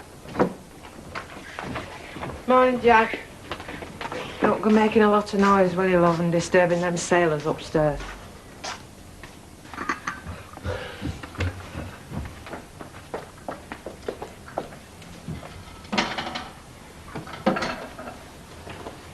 You're going to be late for to work, you know.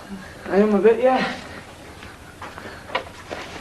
Oh, and Kevin, I don't want any more silly nonsense from you and Terry Duckman. Yeah, right. I mean it. I want no more fighting. It was his fault, Mrs. Ogden. I don't care whose fault it was. You're supposed to be pals, not sworn enemies, so behave like pals. Yeah, OK. If anyone was to blame for you and Terry falling out, it was that Sally Seddon. So if you've got any sense, you'll keep away from her. Yeah.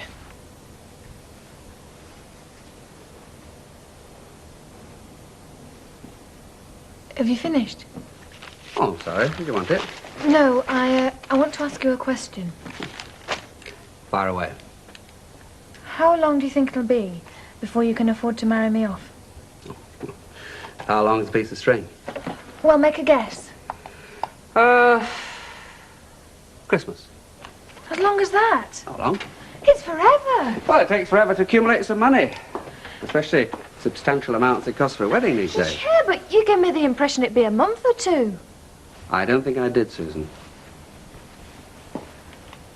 You don't need to, though, do you? Accumulate some money. I mean, Mike has offered to pay.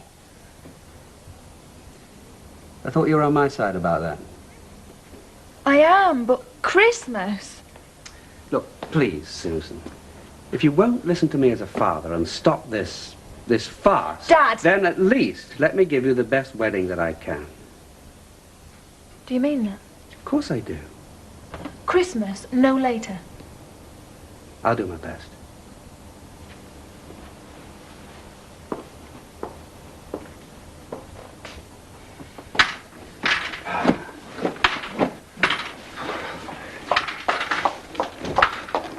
Jesus, so you're fully dressed. Oh, now, Jack, don't go getting me up. You're getting the ump. I don't care what you get up to. You or your mate Jane Mansfield down there. She knew. She was a film star love in the 50s, bit before your time, wasn't she, Jacobov? Yeah. Is he still sulking? I think so. Well, will you tell him what's going on, for God's sake? Stop him looking like an elephant with earache. Oh, Jack, I stayed with Bet last night because somebody's in my flat, that's all. I don't care if there's a rugby team in your flat. Oh, well, if that's his attitude.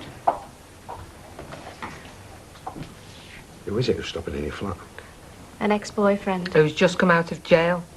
That fellow that was in here last night? Yeah. What's he inside for? He was a big gang boss in Manchester. Get away. He was a burglar once. And are you, putting him up like? Not exactly. In fact, I'm just going to get rid of him now. You want me to come with you? No thanks, Jack. It's my problem. Hey, will do if you want, you know, because I've had some experience with jailbirds, you know. I didn't know you'd been in jail, Jack. No, I just know a few fellas that have, that's all. Sorry. If you get any trouble from him, darling, you know where I am, right? Right. Right. You should have took Jack up on it. He'd have been right behind you. Do you want me to come? I wouldn't mind. I'll go and get me coat.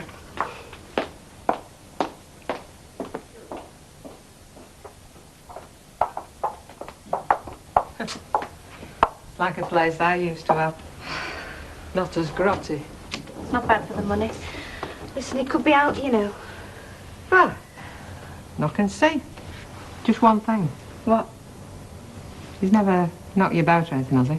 No. Just wondered. He's just too possessive, that's his trouble.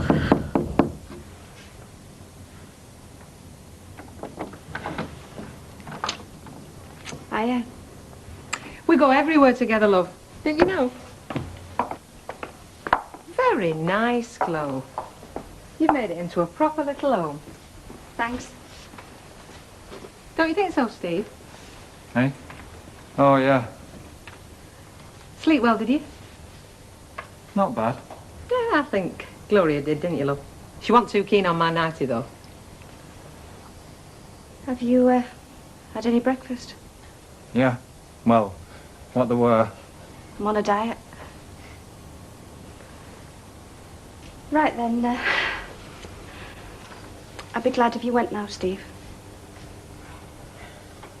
Went where? I don't know. Well, I've got nowhere to go. Well, you can't stop here. Why not? Because I don't want you to. What's gone wrong? Look, Steve, don't start. I've told you before, there's no point. You never said anything in your letters. Well, how could I with you in prison? I couldn't write and say... I couldn't tell There's you. another bloke, isn't there? No, there Yeah, isn't. that's what you couldn't tell me. There's another bloke. There isn't, is there, Bet? No, Steve. There isn't anybody else. You can take my word for that.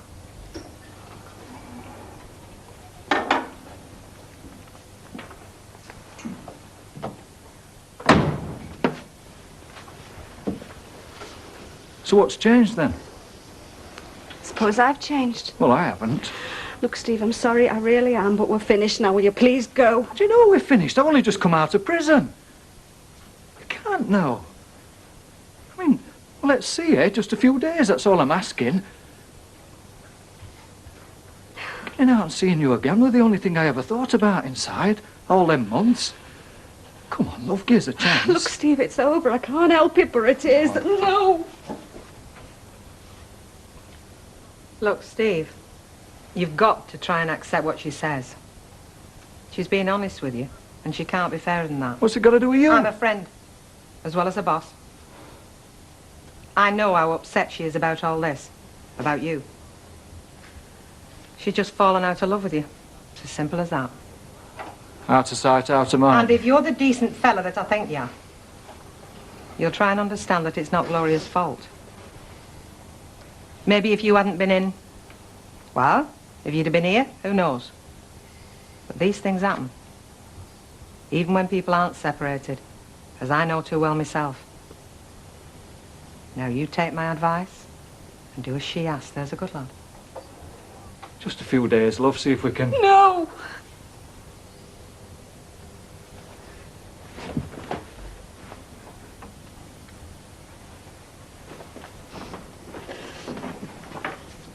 You've forgotten the key. The key to the flat.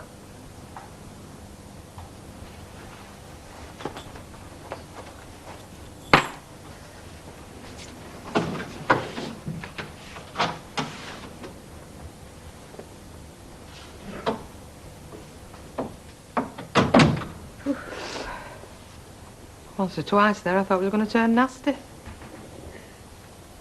Come on, Gloria. Stop scriking, he's gone. Right, I'm off home, Betty. All right, I love it. Hey, What? you don't think we ought to ring the police, do you? The police, what for? Well, I mean, if he's inflamed with unrequited love, he might be holding back Gloria prisoner. You know, tied back to back, facing a fate worse than death. Have you been reading a funny book or what? Well, you never know, though, do you? Because, mind you, knowing Bet Lynch, she wouldn't want to be rescued, would she? Shut up. I should have gone with Glow, you know, because I can handle myself, can't I? Well, why don't you nip round there, lovey, see if they're all right? Well, I'll give them a few minutes. There's no point in getting in a panic, Betty. No. Don't hit me, Mrs. I'm still smarting from last night. Just think yourself lucky I didn't box your ears for you, big as you are. And like I told Kevin, I don't want no repetition. Well, it's up to Kevin, Mrs. Om. He thinks he's Barry McGuigan, doesn't It's up to you both to behave yourselves. he? Here. Well, is Kevin all right, Mrs. Ogden? As far as I know, he is, yes, thank you very much. Oh, I'm in her bad books again, aren't I? And whose fault's that? Do stop preaching, Curly. See you there. Hello. You all right? I thought you'd have got him in by now. I didn't think you liked females buying your booze, Terry. I thought it offended your macho code. It doesn't, no. I'll get the drinks. As I remember, you got the last round last night. Who's counting? You're dead right. I did. I'll have my usual flagon, please, Terence. And I'll have a pineapple juice. Do you know something? You can go right off sunbirds. Mine's one this evening. I'm telling you, you want to assert yourself more with him. I seem to have a bit of a problem with self-assertion, you know, like Spots. Well, you just decide exactly what you're going to say, keep cool, take a deep breath in and say it. That's all there is to it. Yeah, but what about blushing? I mean, how can you keep cool when you feel your face all going red? Well, very hard work. You know that, Colonel. I know, sorry. Actually, I'm going off Terry Duckworth. Did somebody mention my name? No. Kevin's a much nicer person. That was good. Delicious. What did you used to have for your lunch before I came into your life? Oh, liquid lunch, usually. So I'm good for your health then, as well as your heart and soul. If I'm putting a hell of a lot of weight on. Yeah, well, you do when you're happy. I was talking to my dad this morning, asking him when the medal might be. Oh, yeah. What did he say? Christmas. Christmas? Well, it's only 6 months off. It's longer than that. It's 8 months. Sure it's not one of his tricks to wear us down? Would it weigh you down? Waiting 6 months? I don't know, do I? Well, it wouldn't wear me down however long we had to wait. Oh, well, you know what I mean. I think he's stalling. Well, he just said he wanted to give me the best wedding he possibly could. And I asked him if he meant it. And he said he did. And I have to believe him. I wish I did. 6 months, it's not long. 8. Out of a lifetime together, it's nothing. No, I suppose not. And if we don't last out, he'll have done us a favour, won't he? Oh, he'll have beaten us. Oh, don't say that. I'm sorry. Right then. Roll on Christmas. Roll on Christmas. I never thought I'd say that in spring.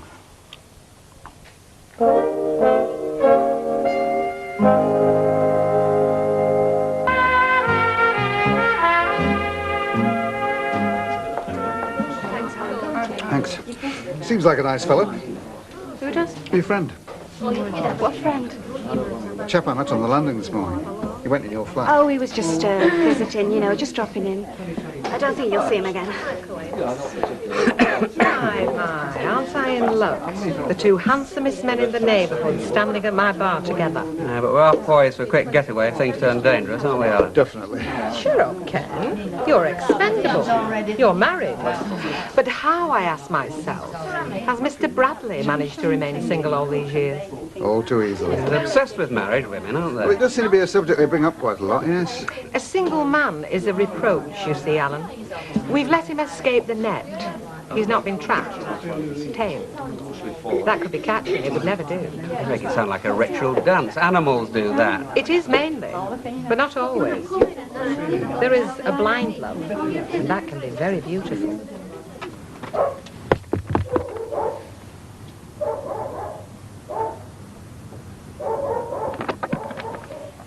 Yes?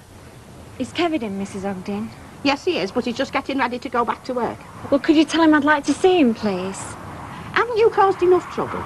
It was you that was fighting over, you know. I'd like to see Kevin, please. Kevin, somebody to see you. He doesn't particularly want to see you. Hey. Hiya. Excuse me. You better come in off the street. I just wondered why you hadn't been in the Rovers. Terry and Curly are there. Didn't fancy it. You're not avoiding me, are you? No. Why? Should I? Well, I'm sorry I went out with Terry. I don't know why I did it. Well, he just kept asking me. You know what he's like. He kept pestering me. He wouldn't take no for an answer. We still said no, couldn't you? I did, dozens of times. Honest, I did. And you said yeah, twice. At least. And I'm sorry. I won't go out with him again. Because I want to go out with you. You've let me down. Well, I've said I'm sorry. Come out with me, eh? Tonight? Please? I wasn't serious about him, not like I am about you. And I am, Kevin, honestly I am. If I see you so much as look at Duckworth, I'll thump you instead of him. Terry Duckworth doesn't even exist anymore. Come on. You can walk me back to the yard. Make sure I don't get into any more trouble. Mrs. O? Yes. I'm off. Oh. Well, you're going straight back to work, I hope. You'll be late if you don't, like you were this morning. Well, he's walking me back to work first, Mrs. Ogden. But it's on his way, isn't it? Bye, Mrs. Ogden. Bye. Hello? Hi. What a charming domesticated picture you present. Oh, I'm a very domesticated person. Did it come naturally? I don't object to it, if that's what you mean. Which doesn't mean I don't know there are better ways of spending your life. So why aren't you doing them? Because I've chosen this way. It's comfortable, it's quite rewarding, and anyway, excitement takes a lot of energy which I've not got. Can also bring you out in a nervous rash. I wonder if I'll settle to being a wife and a mother. Well, might want you to be. Suppose you will. Then you better. Don't be silly. You've got a lot to learn, love. By the way, shouldn't you be at work? I'm out, selling space. There's a lot of it about. Deirdre, Mm-hmm. is my dad telling the truth when he says we can't afford to marry us until Christmas? Or is he just stalling, like Mike says he is? I mean, the longer it's put off, the more likely it'll never happen. Deirdre. He's only told me what he's told you. That isn't answering my question. Look, if you don't know from what he said, why do you expect me to know? Well, because you know him better than I do. I only know what he said. All right, then. Do you feel he's telling the truth? I want to believe him. I want to believe him very much, but the way he's been behaving, what with the party and everything... He doesn't want you to marry Mike. Oh, tell me something I don't know. So, even if he isn't stalling, he must be hoping. Like you said, Christmas is a long way off and things can change. But he's very probably doing it deliberately. Only because he thinks that'd be best for you. He's not a natural liar, Susan. He's not a cunning man. I could leave him standing in that department. He's doing it for you, his daughter. Thanks, Deirdre. I guess I knew all the time, really. Just didn't want to admit it to myself.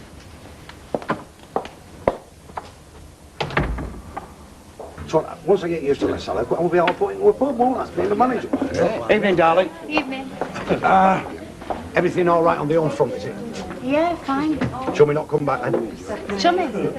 Oh, no, he hasn't. Ah, well, he probably took one look at me last night and thought, well, if he's a mate of Gloria's, I better behave myself, treat her right like a dog. I'm sure he did.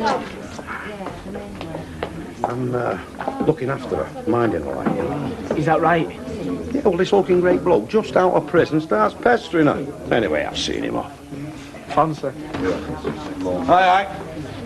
Here's your sparring partner now. Don't belt him again, will you? Hey, Terry, I've just had a word with Barry McGuigan to keep his fists in his pocket. Very funny. You've no need to look like that. We met on the doorstep, didn't we? Yeah. Yeah, and it doesn't matter if you didn't, because I'm having no punch-ups in here. Mind you, what I've heard of your punch-ups. They don't last long with them, do they, Kevin? Shut your face, Daddy, and get us a pint. Are you two having one? I'm easy. No, we'll be getting off. Good night. See you now. See you. See ya. You really are a two-time loser, aren't you, eh?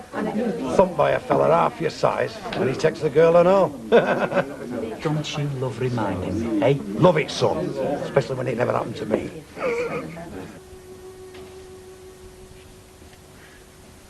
You look like a dead fish. I am very content.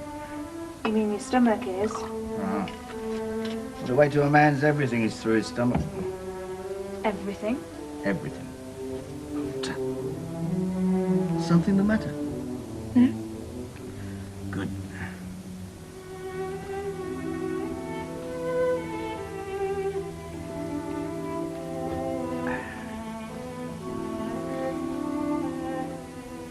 Mike, Hmm? works, doesn't it? You and me. I think it does. So do I. Do you know why, don't you? Well, lots of reasons. Because I am wonderful.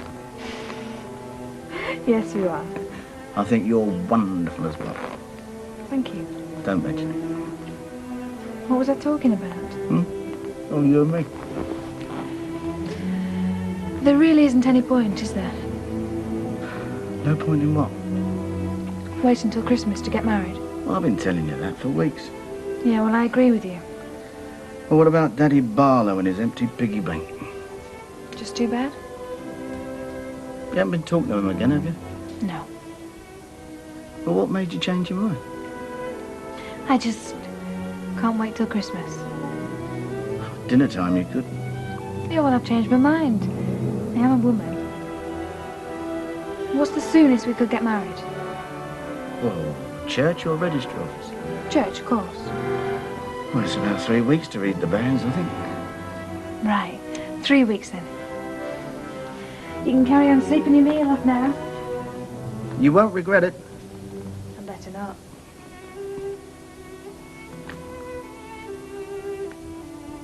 No, I'm disappointed in Kevin, Terry. I don't mind telling you. Oh, come on, Hilda. Young Sally's not such a bad lot. I can think of much worse it could be mixed up with. Oh, he'll tell you what a little madam she is, won't you, Terry? Well, I'll tell you what puzzles me, Mrs. O, is what Sally sees in Kevin. I mean, I think he's a right little rump himself. Oh, come on now. He's a good-looking lad, is Kevin, isn't he, Betty? Yeah, I think he's lovely, Kevin. I'm always finding that, you know. Here I am, tall, strong, handsome, yet the bird I fancy prefers some wimp. I mean, what do women look for in a fella? Tell me. A good question is that. Still, I mean, Hilda married Stan Ogden, didn't you, love her? There was out wrong with my Stan. Well, not at first, there wasn't. No, he was tall, strong and handsome, but, well, life just gradually undermined him.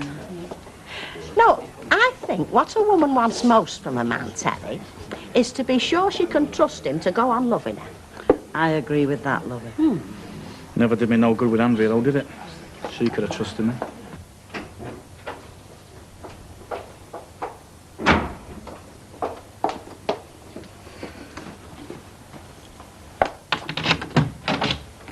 Gloria.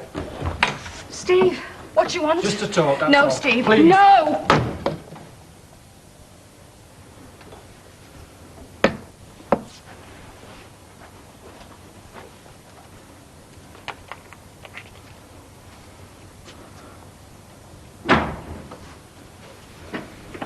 Hiya. All right.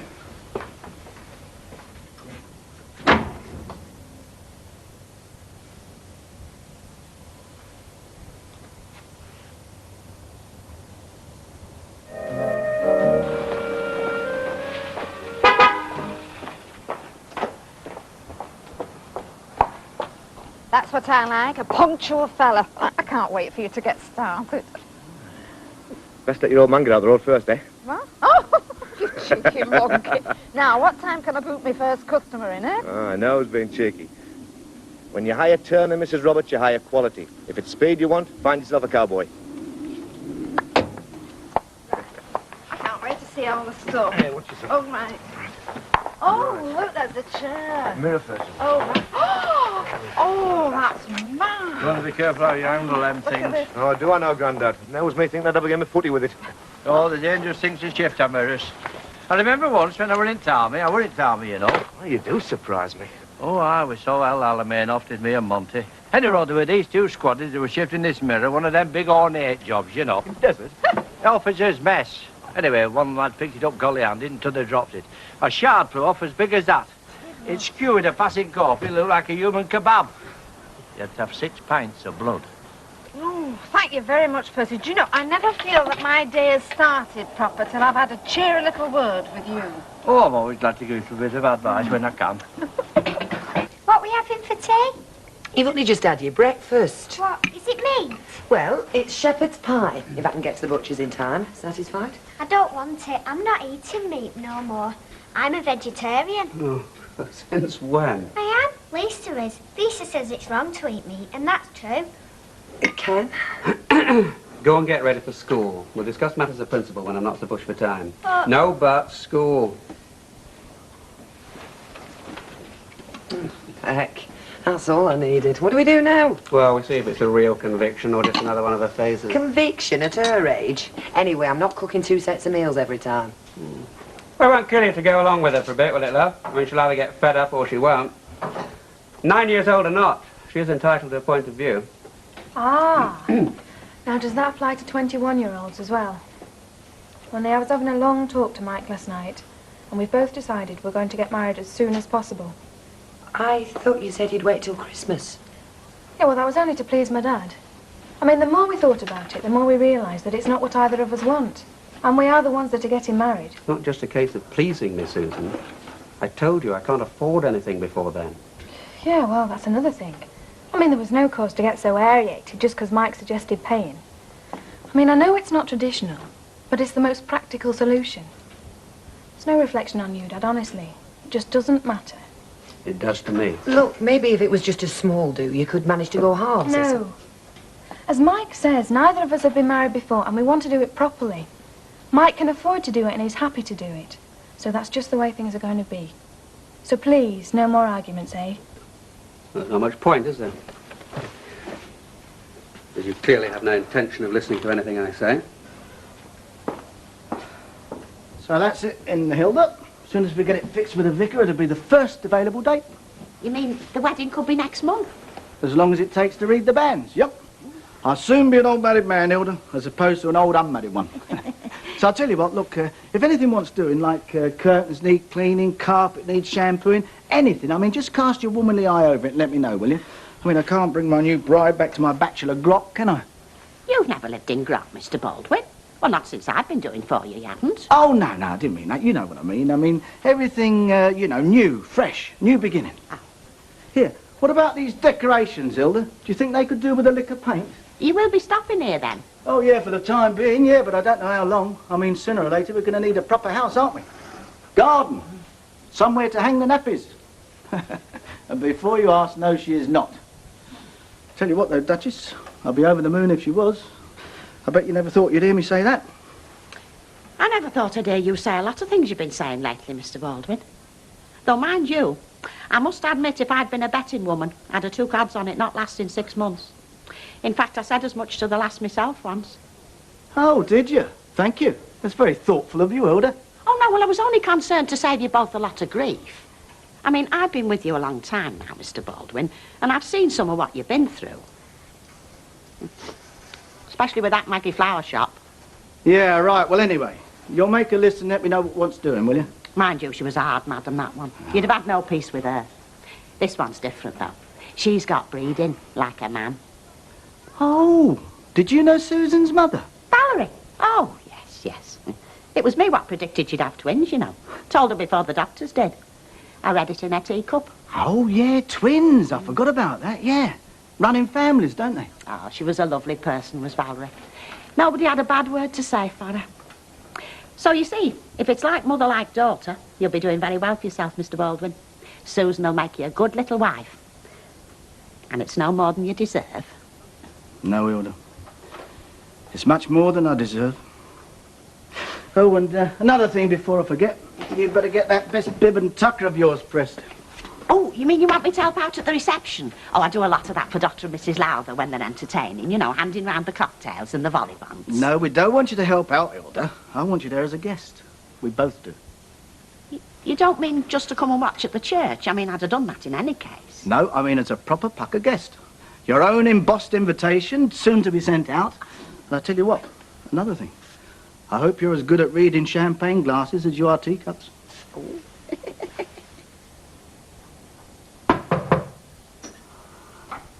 Who is it? It's me, Alan.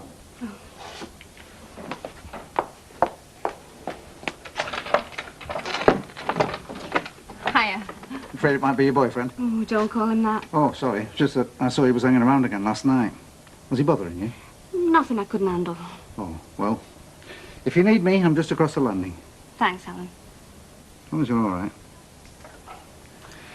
Have you got time for a cup of coffee? Well, I have if you have, yeah. Thanks. Hey, you made this nice. Oh, thanks. Great. How's Jenny getting on? I haven't seen much of her these last couple of weeks, mind you. I'm not here a lot myself. Oh, she's always busy, you know, either out with her mates or practicing with her group. Even doing her homework if she's got nothing better on. Oh, you don't see much of her then? No. It's not turned out quite like the cosy little picture you had in mind, has it? Well, I suppose I was a bit daft to imagine I could achieve an instant family, but Rita did warn me, but I've got to try, you know. Well, you know, perhaps it would have been just the same if you'd never left. I mean, people aren't close just because they're related. There you go. Oh, do you mind if I finish these? I want them for tonight. Oh. They're supposed to be peony pink. Help yourself to milk and sugar. No, thanks, no. Were you close to your dad? Well, I never really knew him. He was killed in a pit accident just after I was born. Oh. My mum ran off, left me with a sister. Oh, I can't blame her. She was no more than a kid herself at the time. It didn't make you bitter, then? I don't think Jenny is. Not now. I suppose we get on all right. It's just that, It's just that you've given up one life for another and you don't seem to be getting much out of it. Well, I'd like to think I'm not that selfish. Oh, it's not selfish, Alan. It's human. I mean, yeah, you want what's best for Jenny, but I mean, you're entitled to a life of your own, you know. I mean, she's got her pals. What about you? Do you go out with anybody? Any girlfriends? Me and my big mouth, I wasn't hinting, you know. I know you weren't, no. Though I'd be flattered if you were. Well, I don't know about peeing a pink. More like pathetic puce. Oh, I can't wait to see it all finished. I've told you, missus, don't rush me. No, I'm not rushing you, lovey. Just that it's the first time I've had my own little business. You know, I want to get started. There. Well, you should do all right here. Oh, do you reckon? Well, I know it won't be anything flash, even when you have put all the stuff in. I mean, hardly your Vidal Sassoon or... who was it? Teesy Weezy. Do you remember Teesy Weezy? Oh, aye, I do. Hey, I remember them beehives, I know, I remember them. Hey, there was one lass I went out with, what was her name? Yvette. Oh. She invented the swinging 60s, single-handed, 5 foot of passion in her little white boots. She used to look like a midget with a busby on. Oh, you should have seen me, though. I'm black doe eyes, pale pink lipstick, not to mention my miniskirt. Oh, I shouldn't have minded an eyeful of that. What does your wife say about you fitting out all these ladies' boudoirs, eh? I haven't got one. Oh? Yvette put me off my actual life. Oh, give up, but she didn't. She did. She was such a little raver, I thought. Well, why buy a book, Roy, or something? You can spend the rest of your life going to flipping library. I don't believe a word of this, honestly.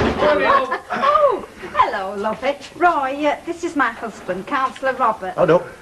Just nipped in to see what I'm spending my brass on.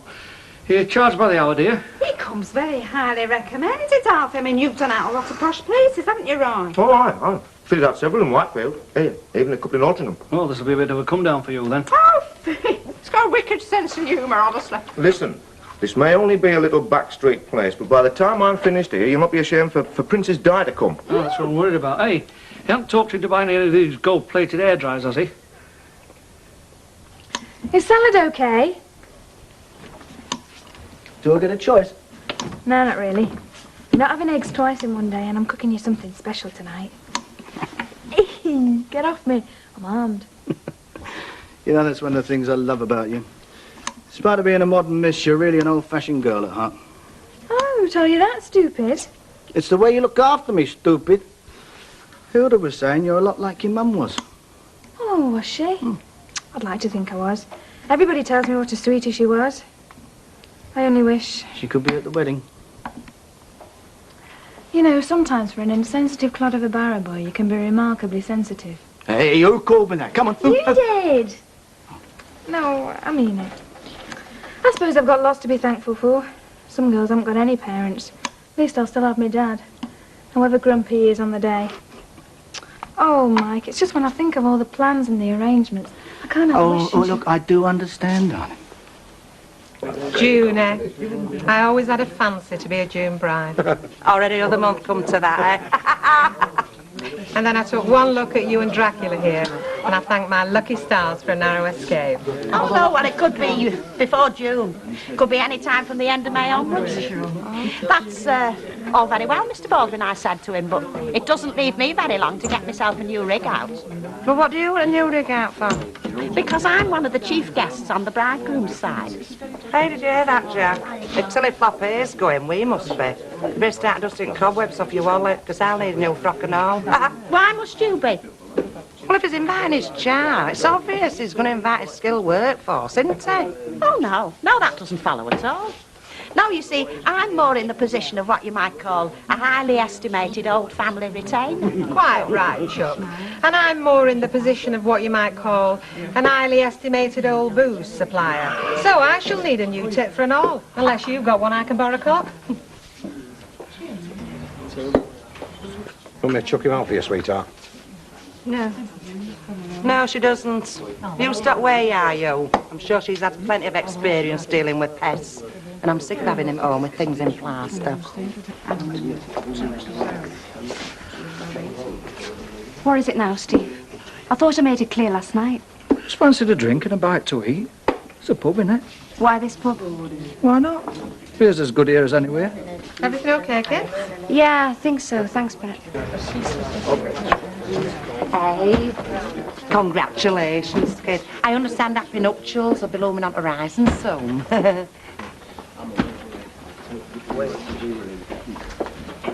You all, Well, it's bride's parents to give out invitations, dummy. You know what it's like round here. Yeah, obviously he thinks by broadcasting it is making it a fait accompli. Well, isn't it? I mean, you've fought it every step of the way. But, love, isn't it time to give up? Just let them get on with it. Let them get married whichever way they want, and then maybe we can all finally have a bit of peace. Oh, I shan't stop them. As you correctly pointed out, I can't. But at least there's one decision I'm still free to make in all this. Wherever and whenever that wedding does take place, I shan't be there.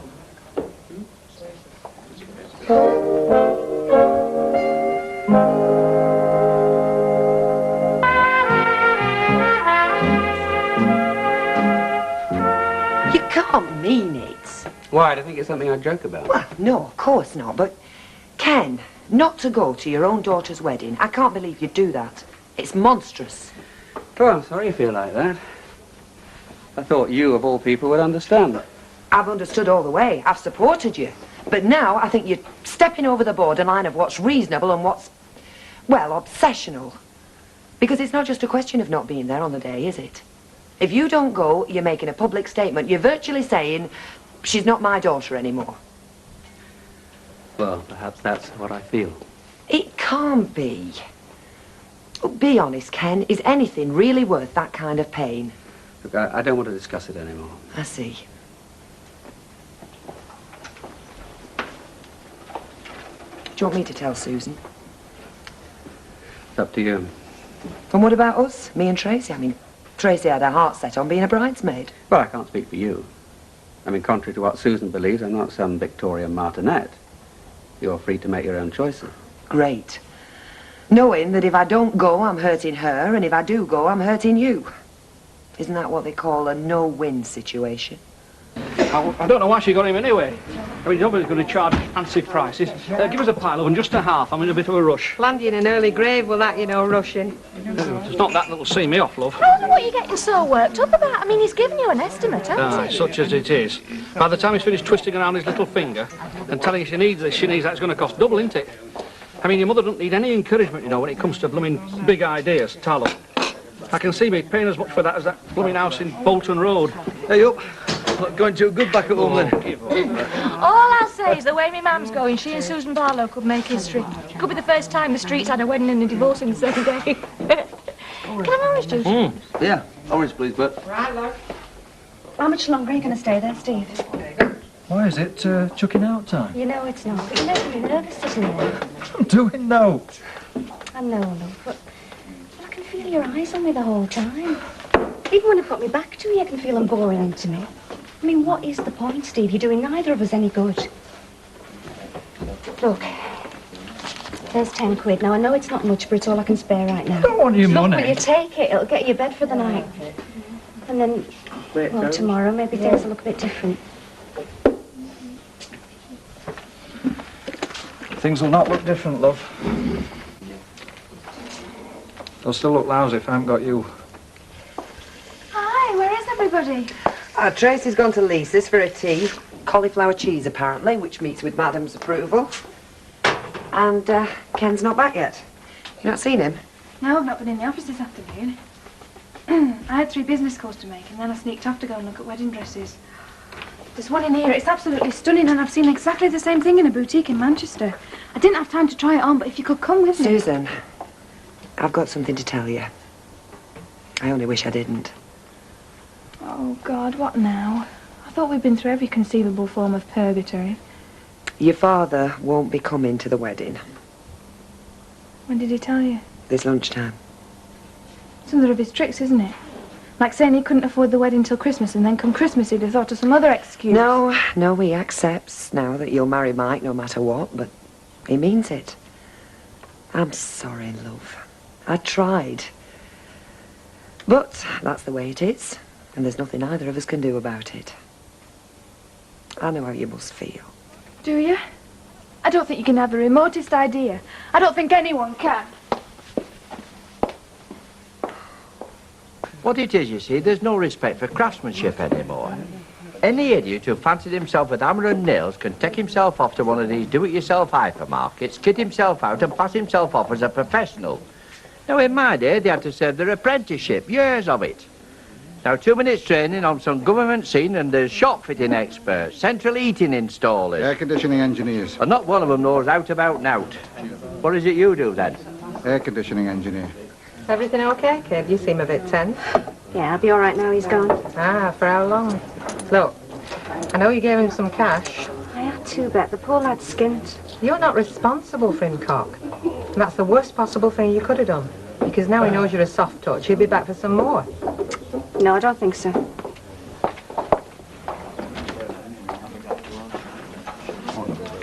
Oh, what can I have to take the taste of hospital out my mouth? All disinfectant and carbolic. Who's in hospital? Go on, I'll treat myself to a snowball. Who's in hospital, Flower? My friend Ada. You know, she's in Weatherfield General. I wouldn't care, but she wasn't that bad when they took her in. You want to see the way the poor soul looks tonight, though? What's up with her? Turn to pneumonia now, it seems. Ah, well, that's not so serious these days, is it? Ah, they tell her it's pneumonia, but there's no saying what it is. Patient's always last one to know. Do you know, you're right, Percy. Take Connie Winthrop's daughter. You know her from the Bear's Head. She's just going to have triplets. But between you and me, what do you reckon's really wrong with her? Tennis elbow or athlete's foot? Snowball? I say potatoes, and you say patatas. I say tomatoes, and you say tomatoes. What? Let's cool the whole thing off. It's a song, darling, way before your time. It's basically about two people with differences who happen to be in love. Well, we don't have any differences, do we? Not major ones. No, I thought we did. I thought we had a lot in common, like the most important things, like we both like chicken Kiev and chocolate mousse. Wasn't hungry. You hardly touched a thing. After all that hard work. I cheated. I bought the chicken already done and just warmed it up. Well, it was very, very good. Not as good as the ones you make, but not bad. Thought we weren't going to have any secrets. Oh, I'm sorry. I was going to tell you. I just didn't want to spoil the meal.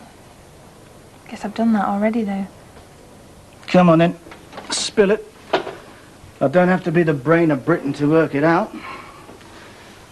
What's he said now? He's not coming to the wedding. Does that altogether surprise you? Yeah. Yeah, it does.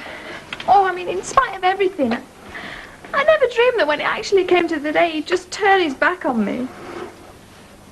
Perhaps he'd change his mind. Do you really think so? Well, we've got to hand it to your old man, haven't we, really? If nothing, he's consistent. Inflexible to the end. Yes, but I'm his daughter. Doesn't love count for anything?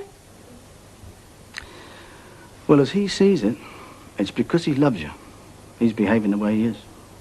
Well, then it's a sick, distorted point of view. I could never be like that with my children. Never, no matter what they did. What do you want to do then, sweetheart?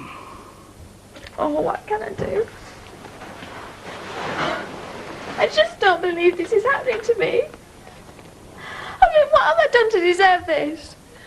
I won't have my mum at the wedding, but at least I thought I'd have my dad, and now I can't bear it. I can't bear it anymore.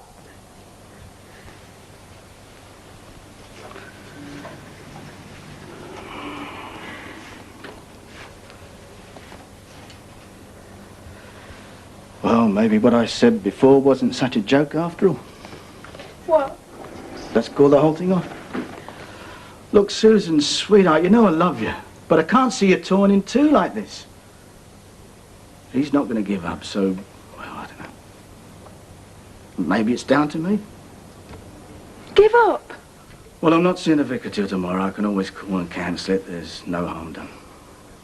Is that what you want? No, damn it, of course it's not what I want. Susan, sweetheart, how much more of this can you take? I mean, it's already ruined your relationship between you and your father.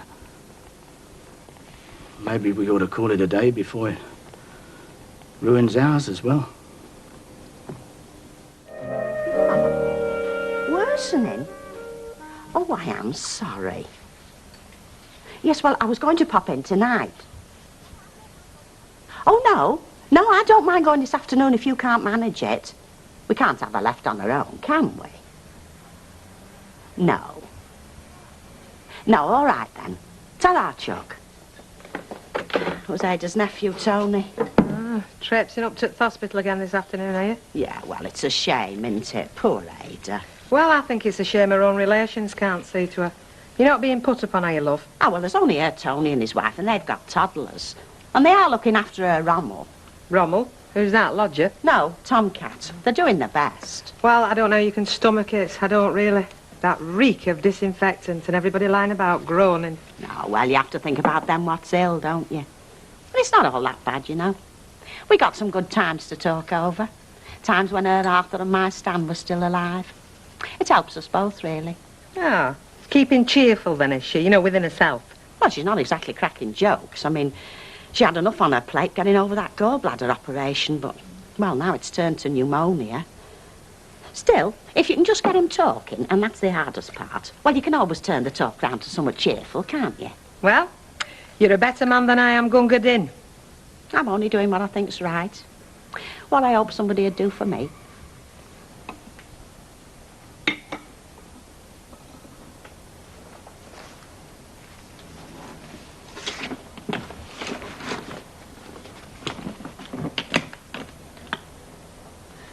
Oh, shall we go?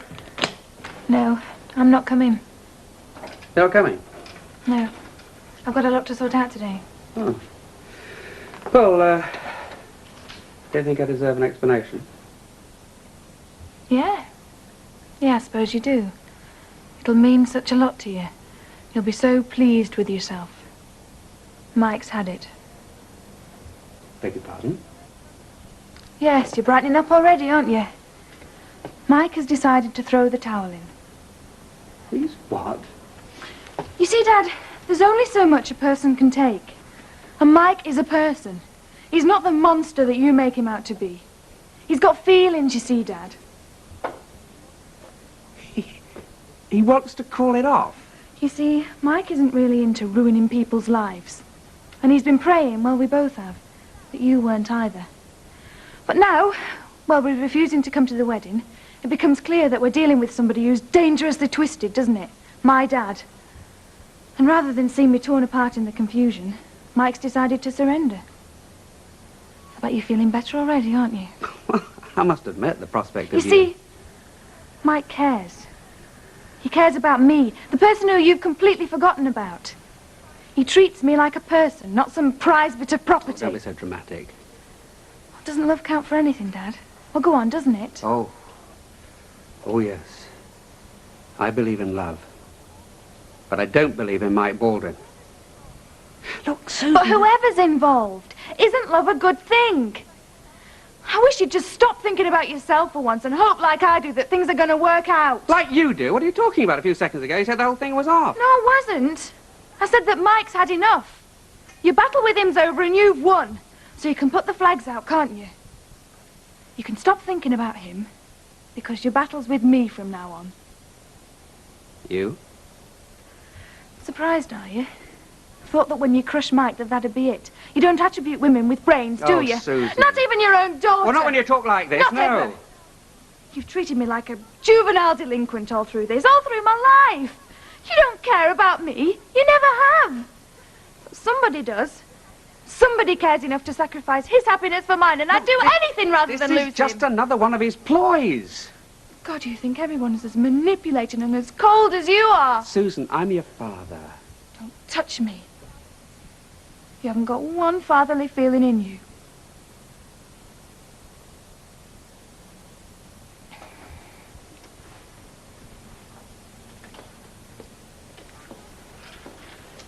But thanks for everything you've done. Thanks for making Mike wish he'd never got involved. Because it's made everything crystal clear to me. I know what I want. I want the better man. The man that cares.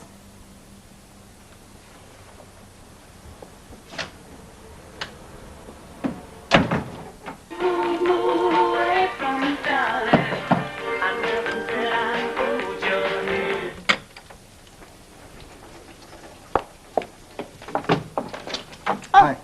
Thank goodness it's you. Oh, I just wondered if you got a drop of milk to spare. Yes. you sure? Only he didn't leave me any this morning. Well, if he did, somebody swiped it. Oh, Jenny's cornflakes, is it? No, for mine, actually. She stayed the night at her mate's house last night. Oh, yeah, of course she did. Listen, you park yourself. It won't take me a minute to crack another egg in the pan. Well, I don't want to impose myself on you. Oh, you're not imposing. Anyway, I want to thank you for seeing me home last night. Okay, fair enough, thanks. He's not been back then, Steve? No, I think it's finally sunk in.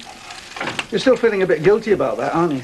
Yeah, I just feel I could have helped him more, I suppose. Yeah, it's hard to be honest, isn't it? Yeah. Being cruel to be kind. I was never capable of it, you know. Well, not when I was married, anyway. I just let things go from bad to worse till in the end, it's too late for honesty. I just had to get away. Left hell of a mess behind me, I tell you. Still, seems to be working out now, doesn't it? Yeah, it took a long time. No, I think it's best to be firm. At least Steve knows where he stands with you now. I mean, for some women, he'd have come out and found them living with somebody else. Or you could have let him stay a couple of nights and then hit him with it. But you didn't. You had the courage to face him.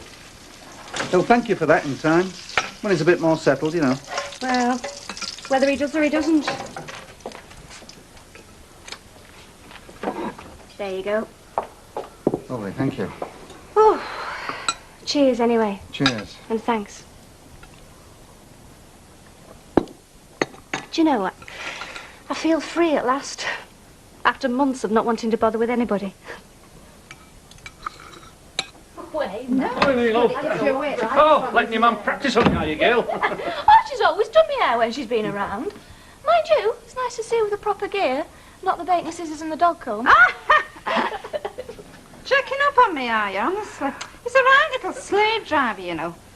Oh, Gail thinks this place could do with brightening up a bit. Oh, you don't, do you, girl? Decor-wise. I mean, I know I've got my sparkling personality, but this is 1960s wallpaper, isn't it? And it's now 1980s. Oh, it's clean. I just thought a couple of views would do. Oh. What sort of views? You look a picture, lovey, really. Oh, hey, it is nice, is that, girl? It's very nice, yeah. Special occasion, is it? No, Bryce taking me to the pictures, that's all. Mind you, I'll smell a chip fat again by then. Oh. How much do I owe you, Don't be daft, it's on the house. Oh. On the house? Yes, on the house. I'm not charging my own daughter, don't be so Yeah, daft. well, not full price, naturally. You go and have a wonderful time. Just tell everybody where you had your hair done. I will, and thank you. It's all right. See you. Oh, I know what you're going to say, honestly. I mean, if I don't start charging properly, we'll never make it pay. I know, and I will, I promise. Oh, come on. Give us a kiss. Can I get you one, Mrs. O?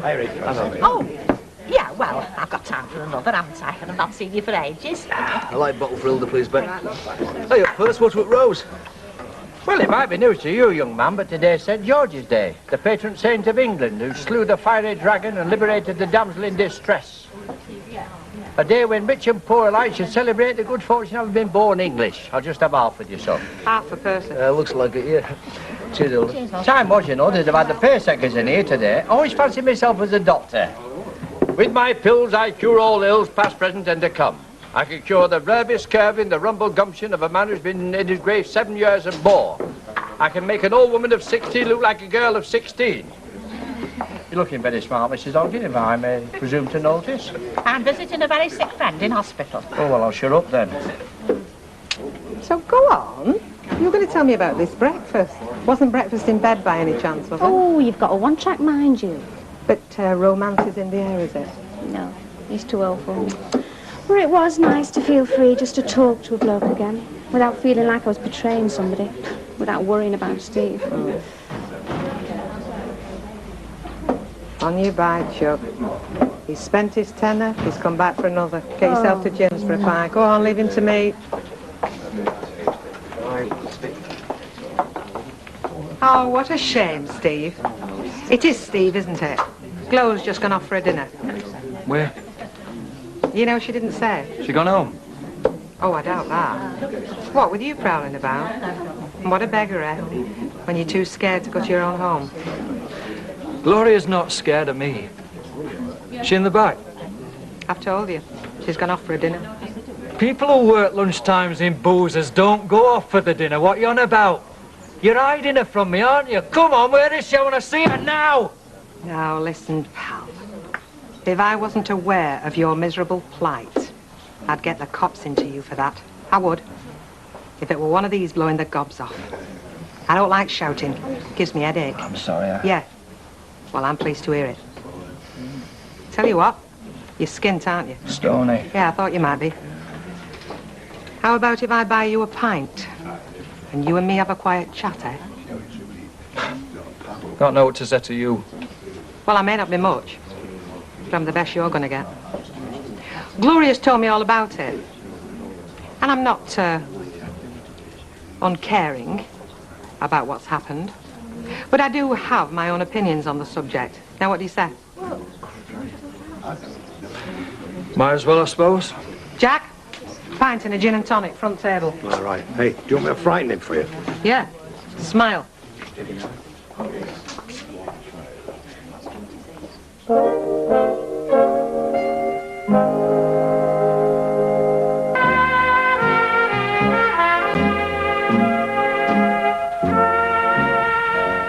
I got no business with you, really.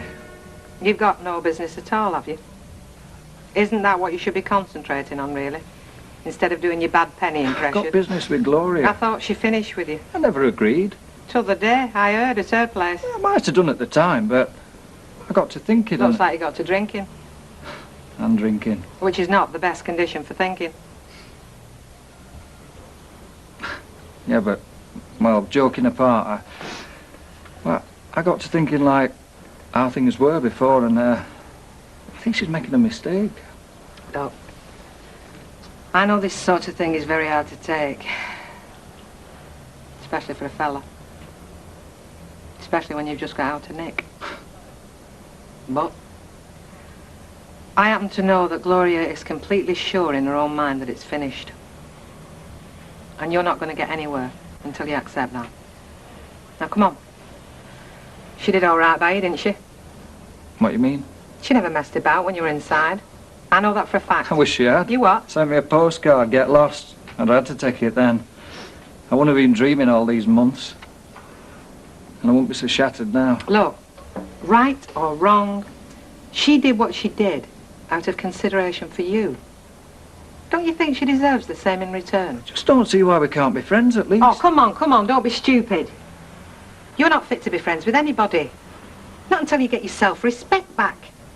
You're never going to get that until you stand on your own 2 feet. Well, why should I have a bit of help? Because anything Gloria does to help you, you're going to take as a sign that she still wants you. And she doesn't.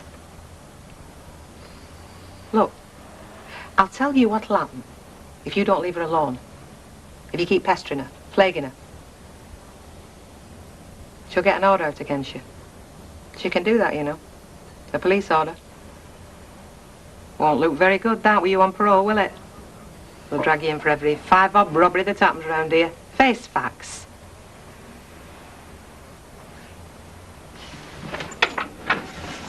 Where you going?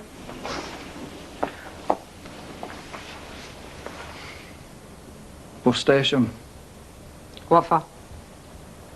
Catch a bus, what do you think? Look, I'll tell her. I'll tell her that you came in quiet and told me to say goodbye, shall I?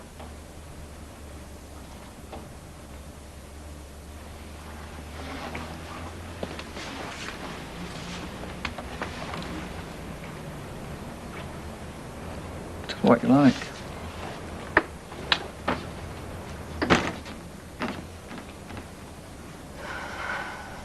Just had a couple of cancellations, actually. Yeah, when were they? One late June Late June? and the other mid-July. Oh, it's just that we were thinking of May. You know, middle of May. And I see no earthly reason why you should rush. Who's rushing? You're the one that mentioned the word rush. It's just that we would like an earlier date. But it is my job, if you like, vocation, to find you able to stand and at the altar and make a pure, untainted by worldly considerations commitment before God. Look, please, Reverend Wakefield, we are willing to make that commitment, like you said. It's just that we need a date to focus our minds on. That's just the way things are. I'll fit you in on the 14th. 14th of May. Thank you. Great. Hilda, you're back quick. She's died, Bet. Poor Ada. Just now when I was on the way there. Oh, no. All on her own and all. Sister told me. Hey, now, come on, Hilda. You did your best by her. No. No, I could have been with her if I'd got my skates on, instead of standing in here with Brian Tilsley and Percy Sugden. Oh, I feel that's selfish. Now, Hilda, don't talk silly. Come on through. Have a drop of sherry with me. I'll be with you in a minute, Gloria. Oh, you poked my ear. I did no such thing. Should know when my ear's been poked. Well, listen, I'll be poking it again if you don't sit still. Oh, hey. These are pretty, aren't they? Very nice. How much is the rushy for these? £8 Oh, yes, very nice. £8, eh? each. Each? What, you mean there's £24 here? You can't buy art for less, Alpha. Ouch, there you go again. Oh, listen. Tony, mate. Hello, A lot more lovely. finishing touches, I hope. My bill, councillor? Of course, what you really need in here is a stereo pumping out a little bit of mid-Atlantic smooch. Turn this place into a little gold mine. I think it's turned it into a gold mine as far as you're concerned, mate. There's 70 quid more than the estimate here. Can I pay in instalments? I'll knock you 15% off for cash. You'll do nothing of the sort. Cheeky beggar. I'm not a counsellor for note, you know. This is all going through books. Please yourself. Sharp. Well, see you then, Audrey, and here, thanks for making it such a pleasant job. It's been an absolute pleasure, lovely, honestly. Cheerio. Ta-ra. Bye. Pleasant job. Lovey. What's all this about? It's about nothing at all. It's just common courtesy. Hello, love. I'm just coming to tell you, kid, I won't be coming tonight. No, I've decided to go to bingo. Hey, Audrey. Vera, this isn't on, you know. What's not on? Well, you now have a vacancy to fill. It's going to be impossible at such short notice. Well, I've said I'm sorry. Yeah, but what you should have done, you see, you should have made a booking fee. You know, when you first booked, you should have given a non-returnable booking fee. What? You mean you want me to cough up for something I haven't done? Well, not this time, but in future. Oh, in future, yeah. Yeah, next time I don't want outdoing, you know. I'll just come in here and give you a couple of quid. No problem. See ya. Ta-ra. Ta-ra, lovely. I'm surprised that you're getting involved in such a cowboy outfit, Mr. Roberts. Don't worry, Mrs. Wilkes, it won't be for much longer. I've put some money into this shop, you know. Oh, Alfie, what you bought? A cash book. Oh, lovely. We might be coming round to tea now then. Oh, well, that's not up to me, is it? I'm glad you've forgiven him anyway, Daddy. Why don't you two go and look at that in your room, Susan? Shall we, Trace? Yeah, it's best in your room. Okay.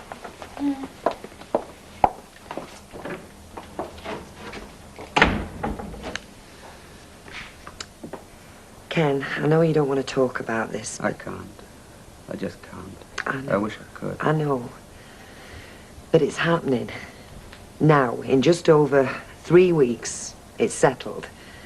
Now, I know how you feel, and I share your point of view, but... It's just gone too far for me to change my mind. I'm not asking you to. I know you can't forgive. I'm not even sure if I can, but... Well, I'm not as involved as you are emotionally. Aren't you? Oh, can't afford to be, can I? I've got the family to think about. There's Tracy. So, in 3 weeks' time, Susan's getting married.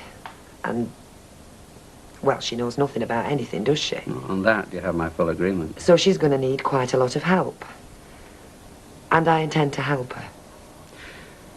Deirdre. And I want you to agree to that, Ken, because I don't want you to see it as an approval of them or a rejection of you. It's just simple, practical help.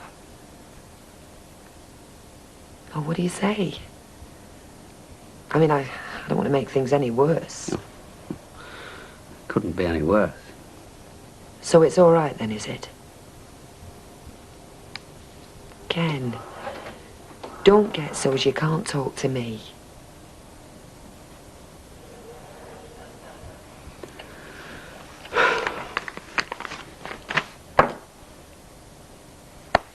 I'm sorry, love. I mean, what have I brought us to?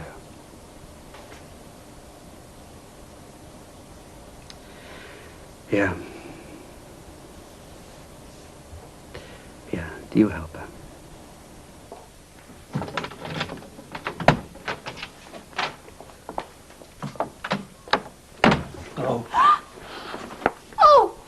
What, you idiot? Don't be scared, Glo. Scared? You're going to kill me, you stupid... All right, Glo. What's all right, Steve? What are you doing here? Bet said you'd gone to the bus station. I did. Well, you've got to go, Steve. I'm sick of this. I'm sick to the back teeth. Look. I just had to say goodbye. Goodbye. All right, now, will you Some clear advice. out? Get out. That's the only advice I'm going to give you. Get out before I screw Nowhere the to place. go, Glo. I've tried. There's buses going all over England. I've nowhere to go. Back to Sheffield. Go anywhere. Just go. I made some tea. I don't want it. Thought we might have a last meal together. I don't want a last meal with you. I don't know when my next meal's coming. Oh, don't be so pathetic, will you? I mean, just look at yourself. How did you get in here anyway? Breaking and entering again, was it? No, I had a duplicate key cut when I arrived. Oh, quite a man now, aren't you, Look, I Steve? love you, Gloria. There's nothing I can do to show you how much I care. Yeah. Yeah, there is. Give me the key. And let me hear your footsteps going down that hallway. You really don't care, do you? You don't care what happens to me out there. No, Steve. I don't care. Not anymore. It's your problem. So what have you got that's better than it? I've got me independence, or at least a will. That's what I want, Steve. Liar, lying bitch. There's somebody else in there. You must be joking. What's this then? Alan. It's him across the landing, isn't it? Yeah, he came in for a coffee. And the rest. Oh, look, if it makes it easier for you to handle him, Yeah. then this. You'll be wanting that for him, won't you? So he can slip in and out when he feels like it. Oh, get out, Steve. Bitch. Get out of me flat and get out of me life. You two-timing bitch.